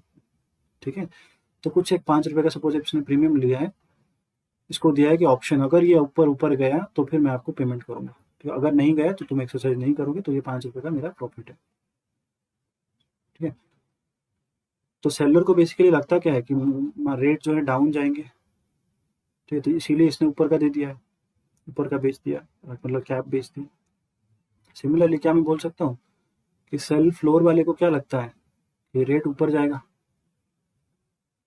ठीक है, हमेशा यहाँ पे भी वही है कि सेल अगर फ्लोर कर रहे हो तो तुम्हारे पास ऑब्लिगेशन है, बायर के पास ऑप्शन था। ठीक है, अच्छा, हम यहाँ पे देख सकते हैं कि इन दोनों के माइंडसेट मिलते हैं, करेक्ट, इन दोनों के माइंडसेट मिलते हैं। ठीक है, इक्वल माइंडसेट। ठीक है, तो मैं अगर करने जाऊं, मैं अगर कैप बाय कर लूं, ठीक है, बाय और कैप ऑल्सो फ्लोर बेच दूं एंड सेलर फ्लोर। ठीक है, हमेशा इसके लिए ना, कॉलर के लिए पहले कैप और फ्लोर अच्छे से समझने की जरूरत है। एज इन ये समझो कि जो बायर है उसके हाथ में क्या रहता है और जो सेलर है उसके हाथ में क्या रहता है। जो बायर है उसके हाथ में राइट रहता है, तो उसके हाथ में ऑप्शन रहता है। जो सेलर है उसके हाथ में ऑब्लिगेशन आ जाता है, बिकॉज ये कुछ प्रीमियम लेके रखा है, ठीक है, कुछ प्रीमियम लेके अपना बेच दिया है वो राइट इसको। ठीक है, तो मैं यहाँ पे बायर क्या सोच रहा है कि मार्केट ऊपर जाएगा, रेट ऊपर जाएगा, तो इसीलिए इसने क्या किया है, ऊपर एक लिमिट लगा दिया है, अपर लिमिट लगा दिया है 5% पे, मान लो। ठीक है, साइमल्टेनियसली मैंने क्या किया, एक फ्लोर बेच भी दिया। ठीक है, फ्लोर एक बेच दिया क्योंकि मुझे लग रहा है कि मार्केट ऊपर जा रहा है।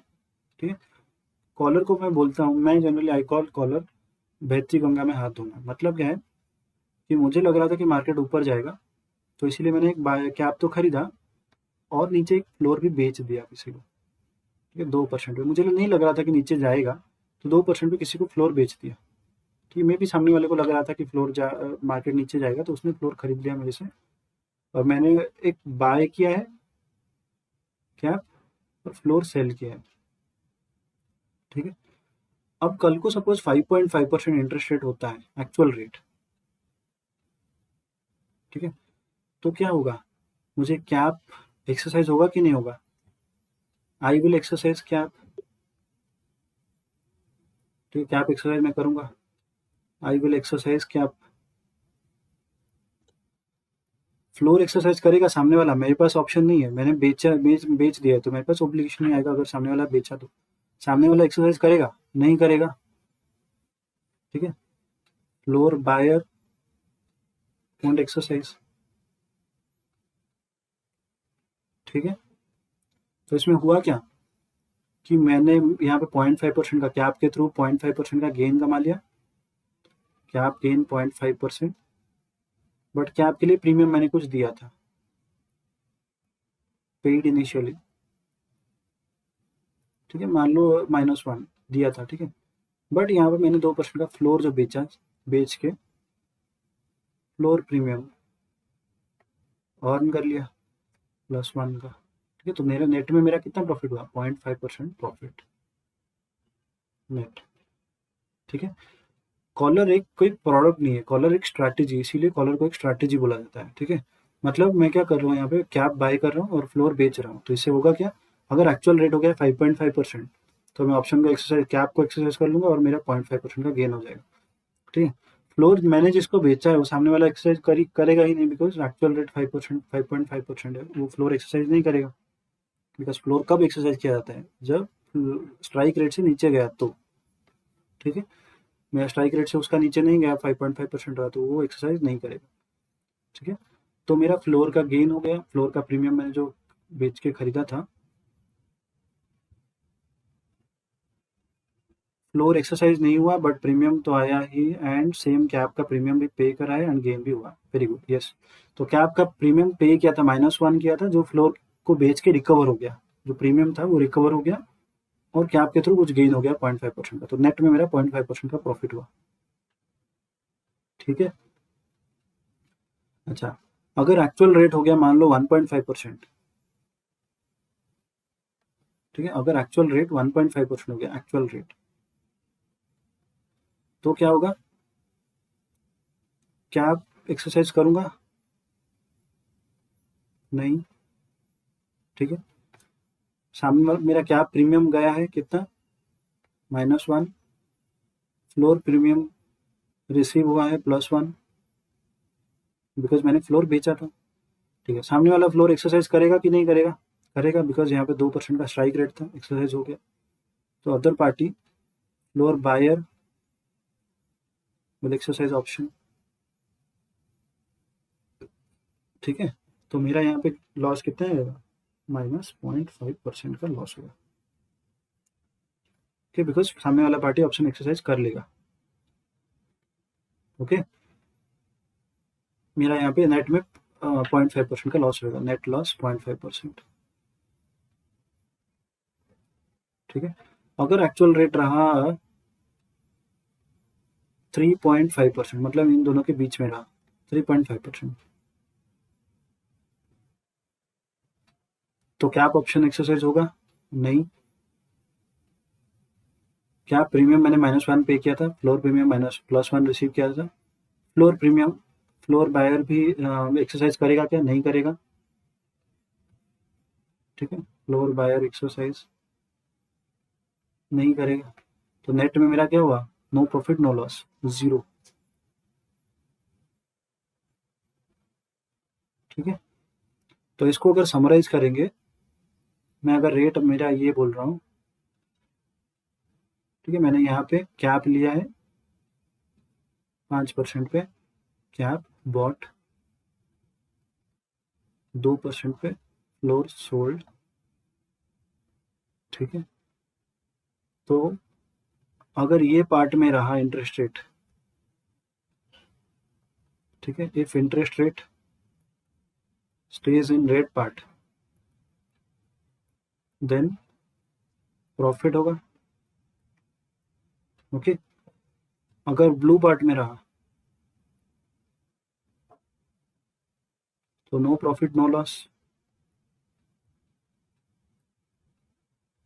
ठीक है, अगर नीचे चला गया, अगर यहाँ पे आ गया तो लॉस। ओके, ये है सिंपल कॉलर स्ट्रेटेजी का पूरा बेसिक, यही है, इतना ही है। ठीक है, कॉलर स्ट्रेटेजी और कुछ है नहीं।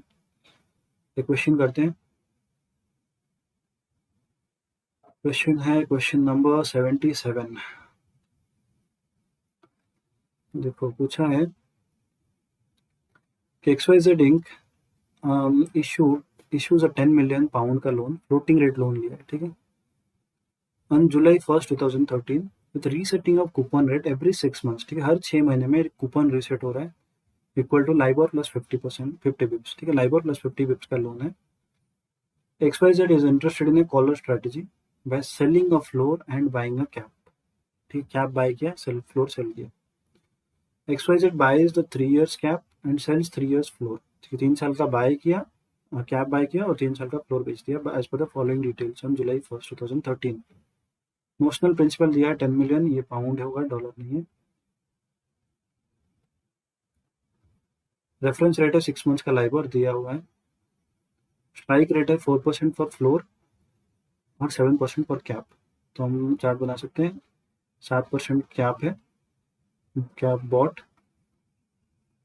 4% फ्लोर सोल्ड। ठीक है, प्रीमियम हो गया 0%, 0 देख सकते हो यहाँ पे, because premium paid in cap equals to premium paid for receive for floor. क्योंकि कैप खरीदा तो पेमेंट कुछ किया, 2 रुपया सपोज पेमेंट किया, तो प्रीमियम फ्लोर बेच के तो वही 2 रुपया कमा लिया, तो प्रीमियम हो गया 0। ठीक है, using the following data you are required to determine effective interest paid out at each reset date, effective interest कितना पेड आउट किया गया एट ईच रीसेट डेट, ठीक है, हर रीसेट डेट पे कितना रेट पेमेंट किया गया। एवरेज रेट दिया गया है ये 6%, 8 7.5, ये रेट्स रहा हर 6 महीने, ठीक है। 31/12/2013 का दिया है, 2014, ठीक है, ये 7%, 7.5%, 4%, 3.75, 4.25 दिया है, ठीक है। फिर ये पूछा है बेसिकली कि ये सब पीरियड्स में इफेक्टिवली कितना पेमेंट गया, हाथ से गया कितना, ठीक है।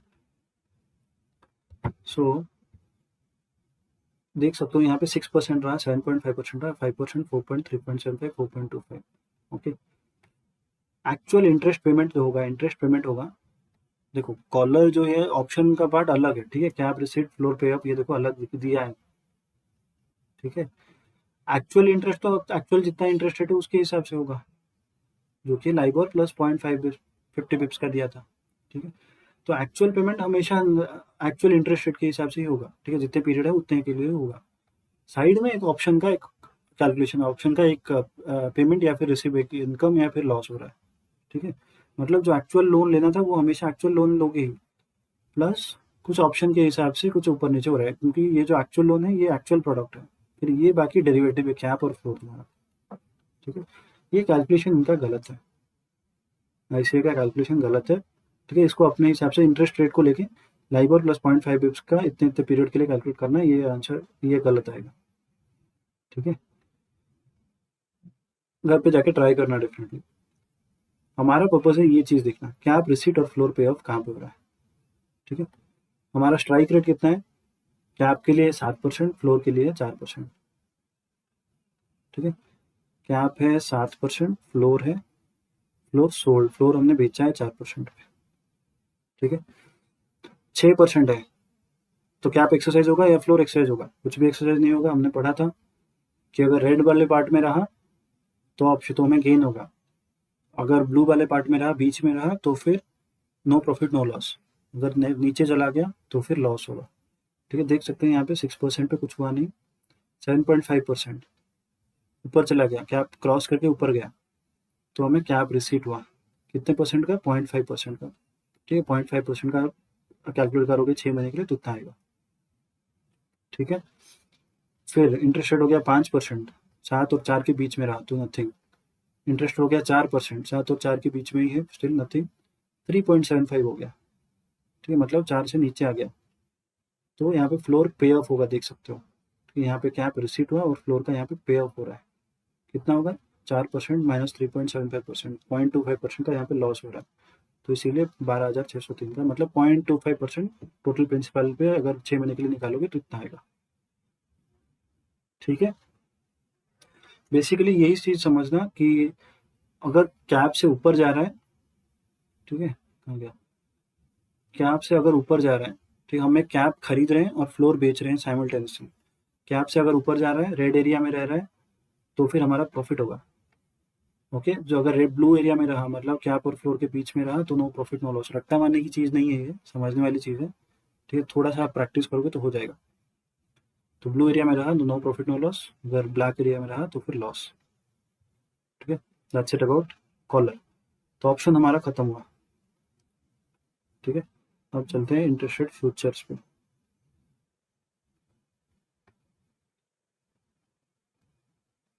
ठीक है। इंटरेस्ट रेट फ्यूचर करके मार्केट में एग्जैक्टली इंटरेस्ट रेट फ्यूचर्स के प्रोडक्ट नहीं है, ठीक है। क्यों नहीं है, अच्छा, इसमें जाने से पहले एक दो कॉन्सेप्ट पढ़ाता हूँ, ठीक है। कॉन्सेप्ट क्या है कि इंटरेस्ट रेट और जो बॉन्ड के प्राइसेस होते हैं, ठीक है, इन दोनों में इनवर्स रिलेशन होता है। क्यों होता है बताता हूँ, ठीक है। मान लो जिसने सिक्योरिटी वैल्यूएशन पढ़ा है उनको पता होगा, मान लो एक बॉन्ड है, ठीक है, मैंने 2020 में खरीदा था, ठीक है, बॉट इन 2020। इसका कूपन रेट था, मतलब इंटरेस्ट रेट, बॉन्ड का मतलब होता है क्या, इन्वेस्टमेंट ही मान लो, ठीक है। मैंने बॉन्ड खरीदा है, मैंने मतलब सामने वाले पार्टी को लोन दिया। बॉन्ड का इंटरेस्ट रेट था 5% कूपन, ठीक है, 5 नहीं, 6% ले रहा हूँ, 6% कूपन था, ठीक है। अब 2020 से 2022 तक इंटरेस्ट रेट बढ़ गए, 7% हो गए, ठीक है, यहाँ पे इंटरेस्ट रेट था 6% वाला बॉन्ड मिल रहा था 100 रुपये में। ठीक है, यहाँ तक आते आते इंटरेस्ट रेट 2022 में कितने हो गए, 7% हो गए। तो मार्केट में 7% वाले बॉन्ड आने चालू हो गए, जबकि मेरा 6% कूपन फिक्स्ड था। ठीक है, फिक्स्ड 6% कूपन 100 ये फॉर 10 ईयर्स। ठीक है, 10 साल का बॉन्ड है, 6% कूपन फिक्स्ड है, 100 रुपये में मिल रहा था। जब मार्केट में 7% हो गए, तो मार्केट में 7% वाले कूपन वाले बॉन्ड आने चालू हो गए। 7% coupon fixed at 100 rupees for 10 years. ठीक है, मतलब मेरा यहाँ पे अभी भी 6% मिल रहा है, जो कि नया मार्केट में जो बॉन्ड्स हैं उसके 7% है। ठीक है, तो मैं अगर ये वाले बॉन्ड को, मेरे पुराने बॉन्ड को अगर मैं मार्केट में बेचने जाऊँ 100 रुपये में, तो कोई लेगा क्या? नहीं लेगा, बिकॉज मार्केट में 100 रुपये में 7% इंटरेस्ट वाले बॉन्ड मिल रहे हैं, तो कोई मेरा 6% वाला क्यों लेगा? ठीक है, तो मुझे इसको 100 रुपये को मैं भी थोड़ा सा कम करके 98 करके बेचूंगा, तभी जाके कोई ले लेगा। मतलब 98 का प्राइस लेके ले लो बॉन्ड, जो कि एंड में रिडीम होगा। जब बॉन्ड रिडीम होता है तो हमें पेमेंट पैसा मिलता है, तो 100 रुपया मिलेगा, और 6% का एनुअल कूपन है। ठीक है, मार्केट में 7% वाला कूपन 100 रुपया वाला है, 100 रुपये मिल रहा है 7% कूपन वाला बॉन्ड। क्योंकि मेरा 6% है तो मुझे थोड़ा सा कम करना पड़ेगा। ठीक है, तो मेरे बॉन्ड का प्राइस 98 हो जाएगा। ठीक है, तो देख सकते हो 6% का 7% मार्केट में इंटरेस्ट रेट बढ़ा, तो मेरे बॉन्ड का प्राइस क्या हो गया, 98 गिरा। तो मतलब इंटरेस्ट रेट बढ़ा तो मेरे बॉन्ड का प्राइसेस गिरे, बिकॉज मेरे बॉन्ड्स अभी थोड़े से वैल्यू कम हो गए, बिकॉज मार्केट में कोई लेगा ही नहीं, मेरे बॉन्ड का डिमांड रहेगा ही नहीं, बिकॉज मार्केट में ज़्यादा इंटरेस्ट रेट वाले कूपन के बॉन्ड रहेंगे। सिमिलरली अगर 6% का मार्केट में हो जाता, 4% हो जाता, ठीक है, तो इंटरेस्ट रेट कम हो गए, फिर भी मेरे बॉन्ड में 6% आ रहा है।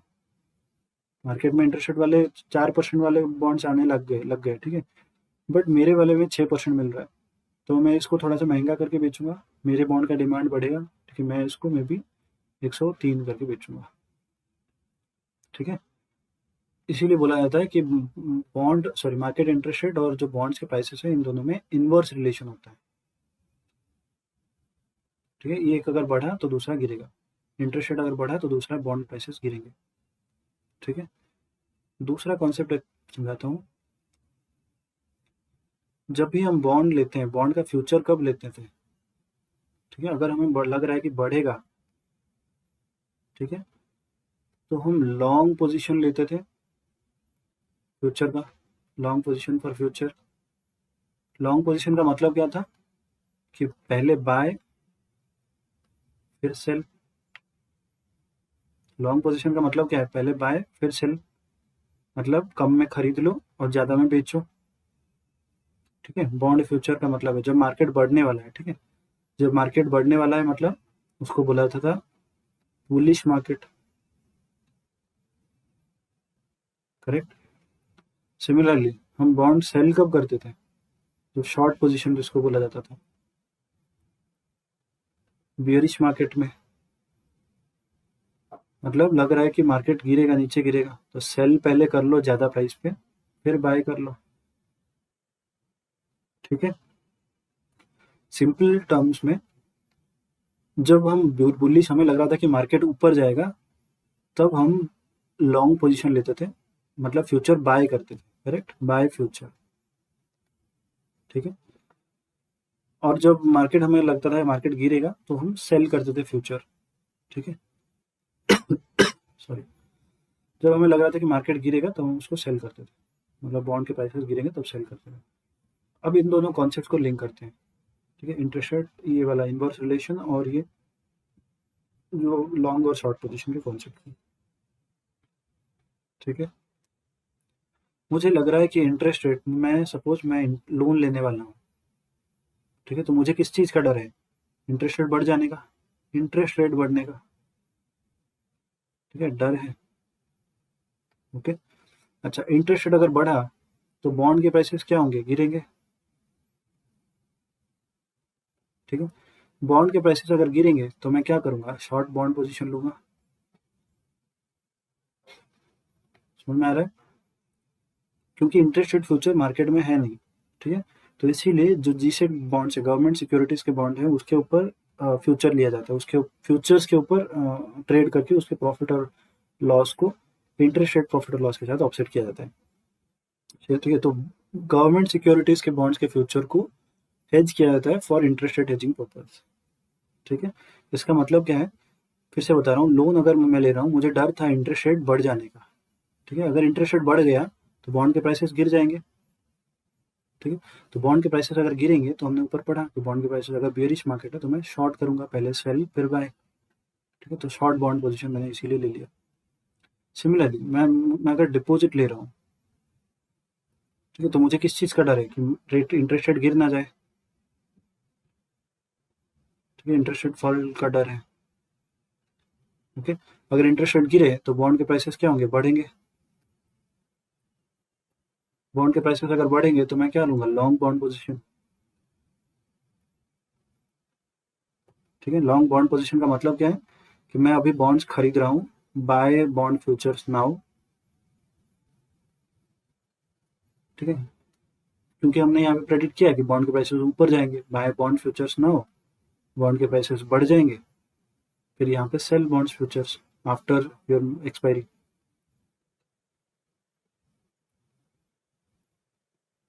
ठीक है,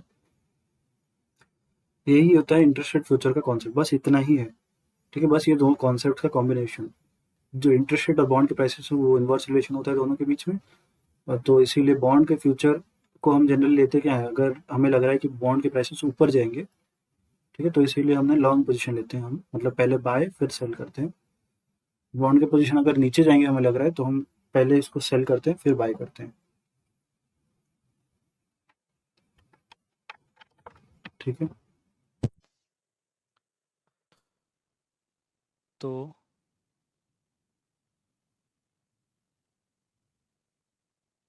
आगे बढ़ते हैं, क्वेश्चन करते हैं।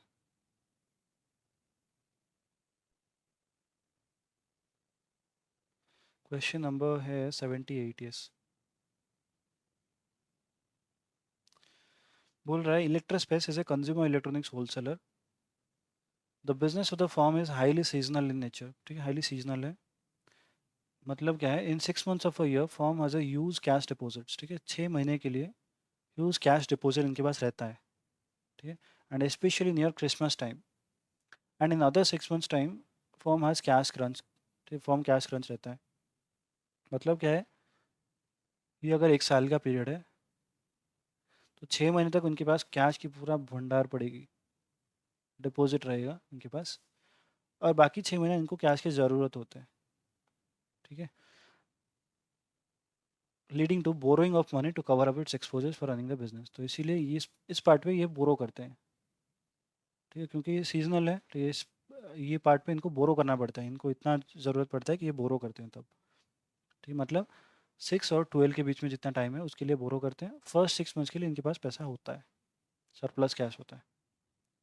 It is expected that firms will borrow a sum of 50 million euro। ठीक है, अच्छा 1.5 hour 10 o'clock हो चुका है, मे बी और थोड़ा 15-20 मिनट लगेगा to cover up everything. Okay, future के बाद हम लोग एक स्वाप पढ़ेंगे, स्वाप्शन इतना टाइम नहीं लगता, स्वाप के लिए ही थोड़ा सा 10-15 मिनट लगेगा। 6/12 FRA होगा ना, यस करेक्ट, 6/12 FRA होगा।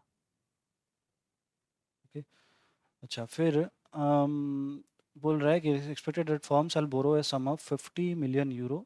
50 million euro बोरो करेगा for the entire period of slack season. Slack season ये पीरियड है, इसके लिए बोरो किया जाएगा इन अबाउट 3 months। ठीक है, 3 महीने के बाद स्टार्ट हो रहा है।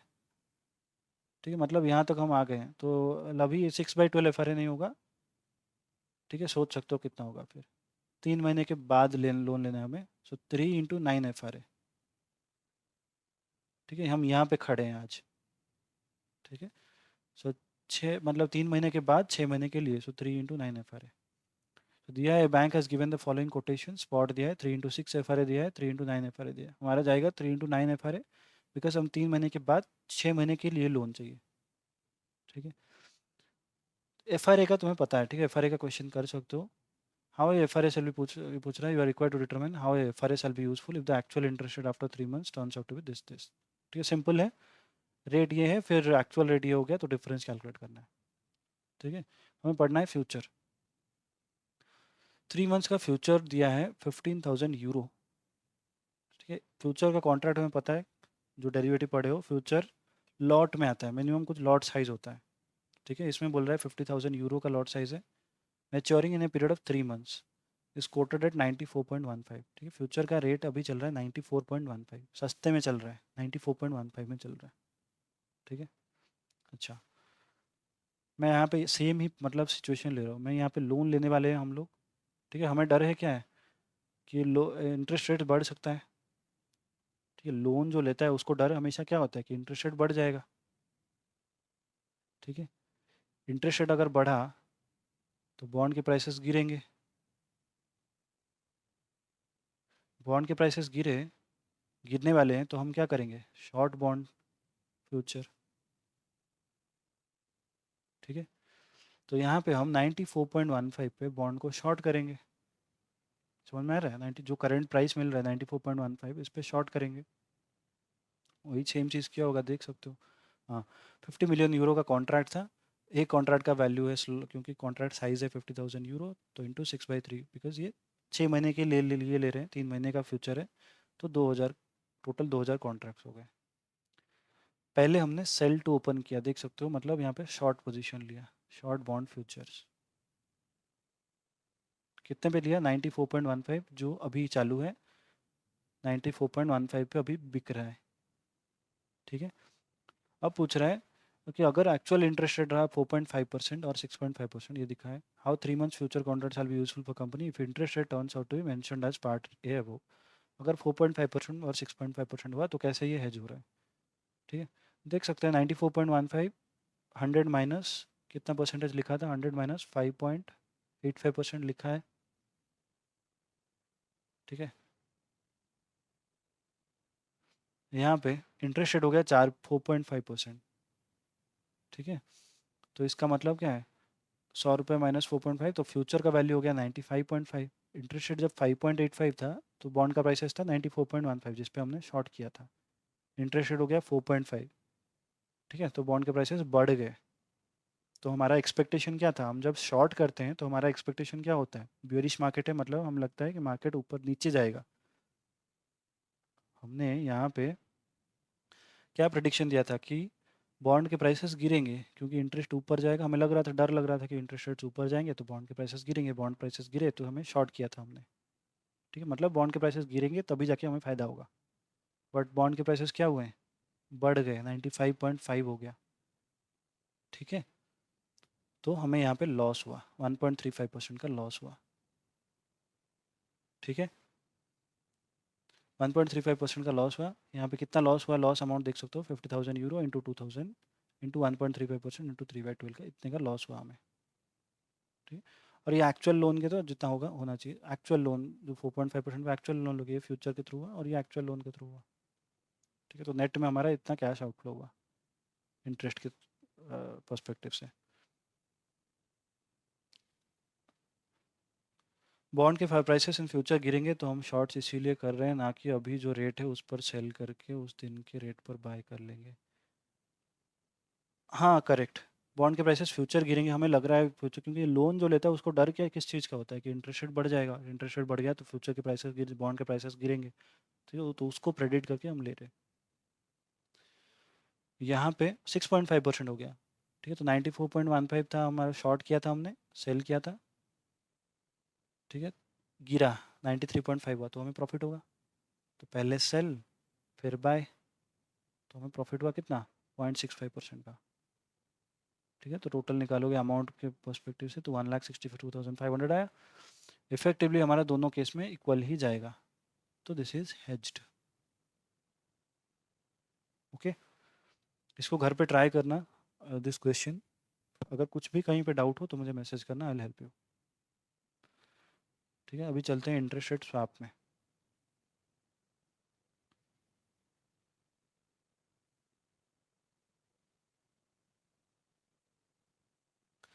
इंटरेस्ट रेट स्वैप बेसिकली है क्या, कि मान लो मैं एक बैंक हूँ, येस बैंक एक बैंक है, ये एक HDFC बैंक है। ठीक है, येस बैंक के पास, येस बैंक ने कुछ लोन दिया है। ठीक है, लोन्स इशूड, ठीक है, टू वेरियस पार्टीज। लोन दिया है, फिक्स्ड लोन्स, ठीक है, ये सब मान लो फिक्स्ड रेट पे है, ठीक है, फिक्स्ड रेट लोन्स है। HDFC बैंक ने फ्लोटिंग रेट लोन्स दे रखे हैं, floating rate loans issued,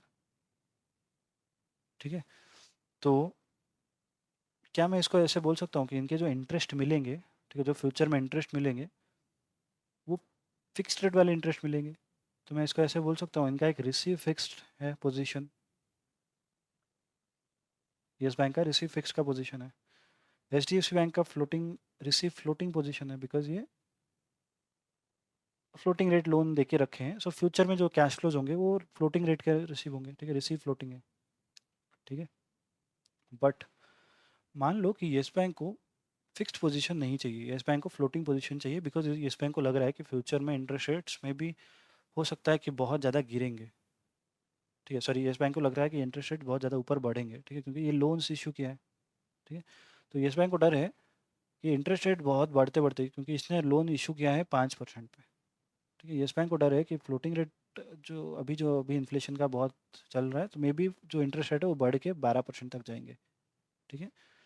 but इसने लोन इशू किया है फिक्स्ड रेट 5% पे, ठीक है। तो इसको डर है कि इंटरेस्ट रेट 12% चलेगे, फिर भी ये 5% रिसीव करेगी, जबकि मार्केट में 12% मिल रहा है, ठीक है। तो येस बैंक को चाहिए क्या, ठीक है, येस बैंक को चाहिए फ्लोटिंग, नीड फ्लोटिंग।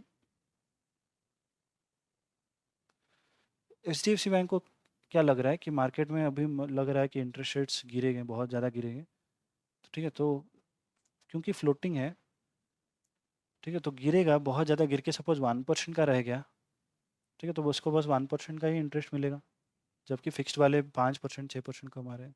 तो ये HDFC बैंक को चाहिए फिक्स्ड रेट, नीड फिक्स्ड,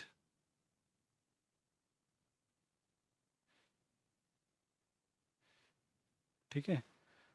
तो इस केस में क्या करते हैं, दोनों पार्टी एक कॉन्ट्रैक्ट में, एक एग्रीमेंट में आके एक चीज़ कर सकते हैं। यहाँ पे जो ओरिजिनल रिसीव फिक्स्ड पोजीशन है दोनों का, ये क्या करेगा, ये अपना पोजीशन इसको दे देगा, ये अपना पोजीशन इसको दे देगा, ठीक है। तो होगा क्या, एक्सचेंज कर लेंगे दोनों। ये बेसिकली क्या करेगा, पे फ्लोटिंग, रिसीव फ्लोटिंग लेग था इसका ओरिजिनल, तो ये पे फ्लोटिंग करेगा, तो इसके पास हो जाएगा रिसीव फ्लोटिंग। सिमिलरली ये क्या करेगा, पे फिक्स्ड, इसके पास हो जाएगा रिसीव फिक्स्ड, ठीक है।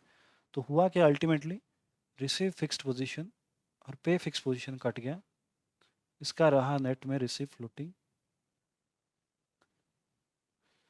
यहाँ पे क्या हुआ, रिसीव फ्लोटिंग और प्ले फ्लोटिंग कट गया, एंड में रहा रिसीव फिक्स्ड। तो दोनों को जो चाहिए था वो मिल गया, इसको फिक्स्ड पोजीशन चाहिए था, इसको फ्लोटिंग चाहिए था, दोनों एक्सचेंज कर लिए, ठीक है। इसको बोला जाता है interest rate swap, plain vanilla swap, plain vanilla interest rate swap, ठीक है। क्वेश्चन करते हैं एक, क्वेश्चन नंबर है 59।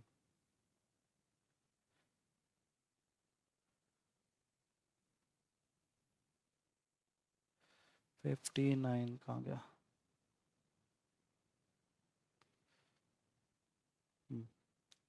Suppose a dealer quotes all in cost for a generic swap at 8%, ठीक है, 8% फिक्स्ड पे स्वैप किया है, ठीक है, 8% फिक्स्ड है, अगेंस्ट 6 months लाइबोर फ्लैट, ठीक है, मतलब लाइबोर के एक्सचेंज में फिक्स्ड का एक्सचेंज हो रहा है, फिक्स्ड और लाइबोर का एक्सचेंज हो रहा है, ठीक है। If the notional principal amount of swap is, notional principal amount है 5 lakh rupees, calculate the semi annual fixed payment. Semi annual fixed payment क्या होगा, स्वैप किस चीज़ का हो रहा है, 8% फिक्स्ड का लाइबोर के साथ स्वैप हो रहा है, ठीक है। तो कितना रहेगा, कितना फिक्स पेमेंट कितना होगा पूछ रहा है, semi annual fix payment. Semi annual fix payment simple है, 55 lakhs का 8% पर annum का है, तो 6 महीने के लिए कितना होगा, ठीक है, 20,000 देख सकते हैं, ठीक है। फिर बोल रहा है find the first floating rate payment for I above if the 6 months period from the effective date of swap to the settlement date comprises 181 days, 181 दिन है, and that the corresponding LIBOR was 6% on the effective date of swap. ठीक है, floating rate payment कितना किया जाएगा अगर fixed sorry अगर LIBOR का 6% रहा और फिक्स्ड रहा 8%। ठीक है, तो फर्स्ट फ्लोटिंग रेट पेमेंट कितना होगा? सिंपल है,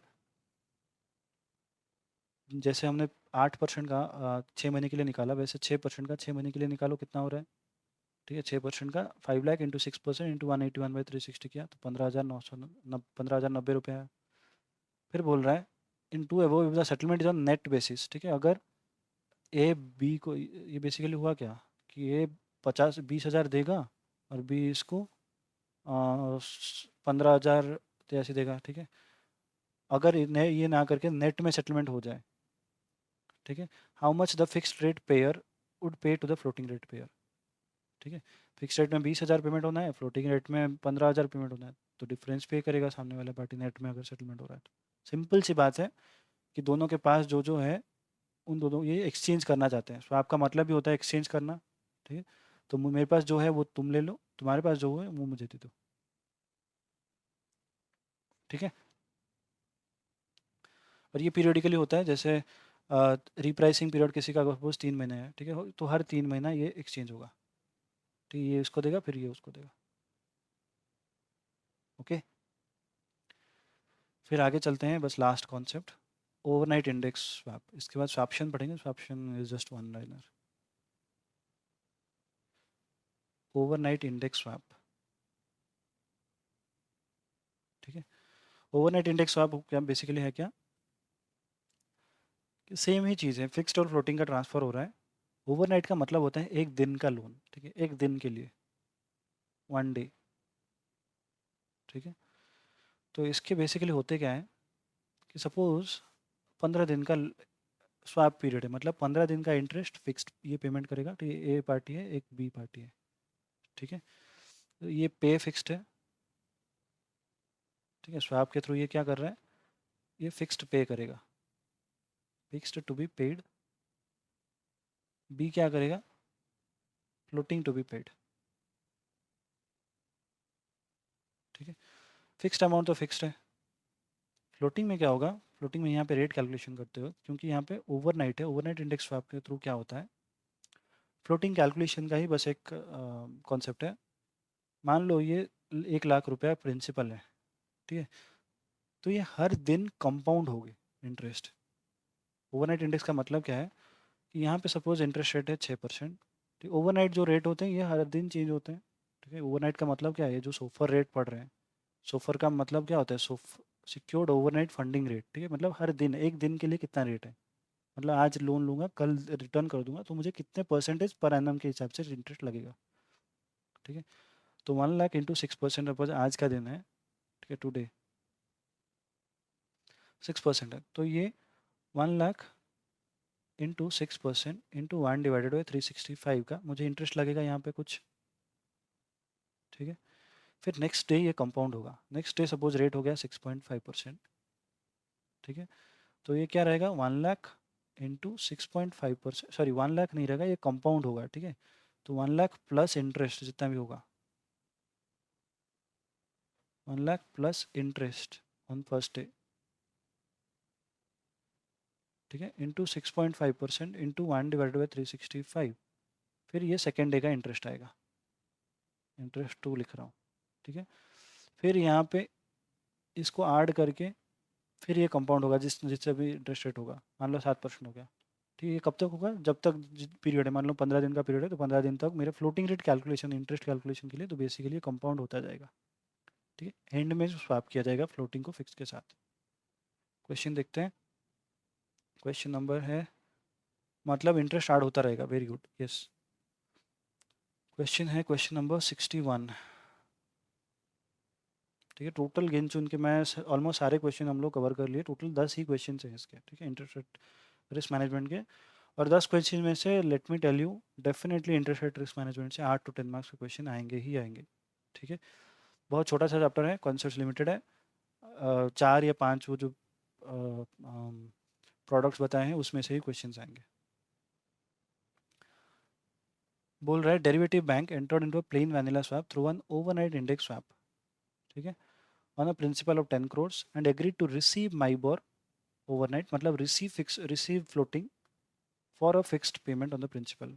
ठीक है, मतलब पे फिक्स्ड होगा और रिसीव फ्लोटिंग होगा। स्वैप कब एंटर किया गया? मंडे 2 अगस्त को, and was to commence on 3 August 2010। ठीक है, 3 अगस्त से स्टार्ट हो रहा है for a period of 7 days। 7 दिन का रेट ये दिया है, एक दिन का, हर दिन का रेट इतना इतना है, हर दिन का पर एनम रेट। ठीक है, ये सब पर एनम है, 7.75%, 8.15, 8.12, ये सब पर एनम रेट्स है। ठीक है, 7 दिन का रेट दिया है, 7 दिन का रेट है, पर 6 दिन का दिया है, देख सकते हो, संडे बिकॉज हॉलीडे लिखा है। ठीक है, अब derivative bank received 3, derivative bank ने क्या हुआ, 317 रुपया नेट में सेटलमेंट रिसीव हुआ। ठीक है, मतलब पे फ्लोटिंग था, रिसीव वेरिएबल था, नेट में रिसीव हुआ 317 रुपया। ठीक है, तो फ्लोटिंग ज़्यादा था या फिक्स ज़्यादा था? फ्लोटिंग ज़्यादा था, इसीलिए 317 रुपया रिसीव हो पाया। ठीक है, तो इसीलिए पूछा है calculate fixed rate and interest under both the legs. देखो 10 करोड़ का प्रिंसिपल था, फर्स्ट डे 7.75% इंटरेस्ट माइबोर का था, एक दिन के लिए निकला ये रेट, मतलब 10 crore into 7%, 7.75% into 1 divided by 365।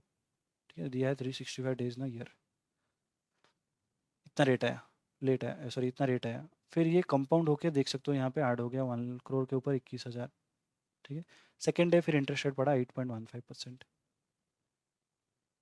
ठीक है, 22,000 आया, फिर इसके ऊपर ऐड हो गया, क्योंकि हर दिन कंपाउंड होता है, ओवरनाइट इंडेक्स आपका मतलब है कि हर दिन ये कंपाउंड होता जाएगा। ठीक है, हर दिन के रेट्स यूज़ होंगे,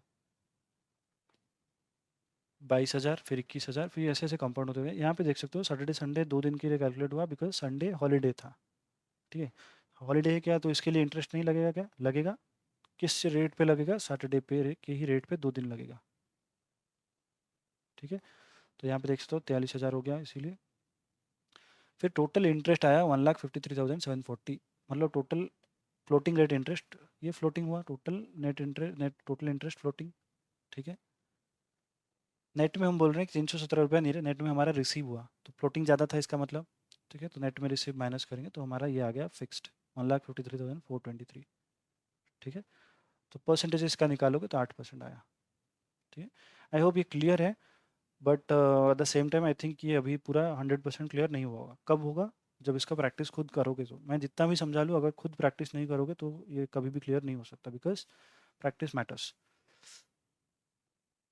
हाँ, अब जाकर प्रैक्टिस करना। इसके बाद चलते हैं, बस वन छोटा सा कॉन्सेप्ट है स्वैप्शन का। ठीक है, व्हाट इज स्वैप्शन? स्वैप और ऑप्शन का एक कॉम्बिनेशन। आईआरआरएम के स्टडी मैट के क्वेश्चन सफिशिएंट है, स्टडी मैट नहीं है, प्रैक्टिस मैनुअल से क्वेश्चन करो, स्टडी मैट के question are not sufficient. Study mat में आई थिंक 7 क्वेश्चन दिए हैं, कुछ कुछ क्वेश्चन इन्होंने मिस कर दिया है जो कि इसमें है। ओके, पुराने ओल्ड प्रैक्टिस मैनुअल का जो अभी कर रहा हूँ, आई थिंक ये सबके पास है, इससे कर सकते हो। स्वैप्शन से बेसिकली, स्वैप्शन क्या है? स्वैप और ऑप्शन का कॉम्बिनेशन है।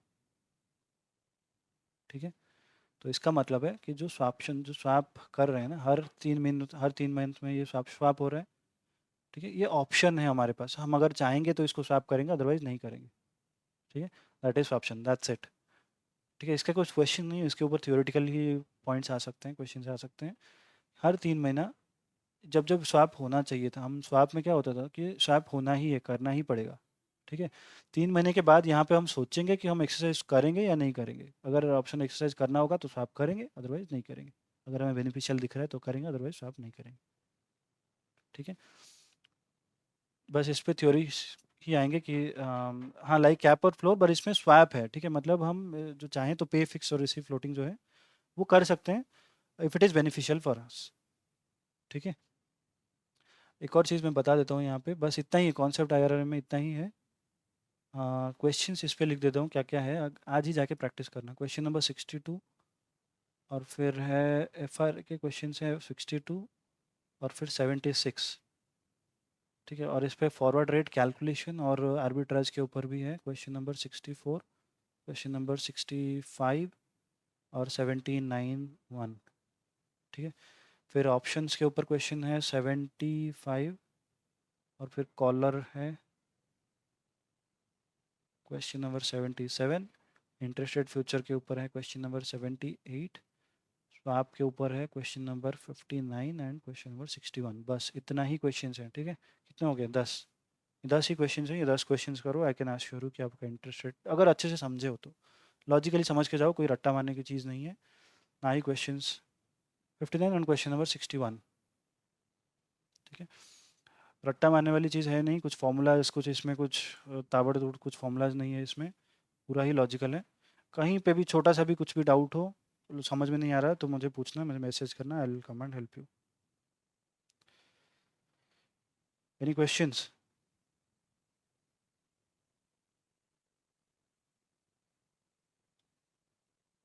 कुछ भी क्वेश्चन है? अच्छा, चलो ठीक है। क्लास के बाद ट्राई करना, आई वुड सजेस्ट ये सारे क्वेश्चंस ट्राई करो और कल का टेस्ट अपेयर करो। लेट मी नो, कहीं पे भी छोटा सा प्रॉब्लम आता हो तो भी पूछ सकते हो। Okay, I will help you. चलो ओके।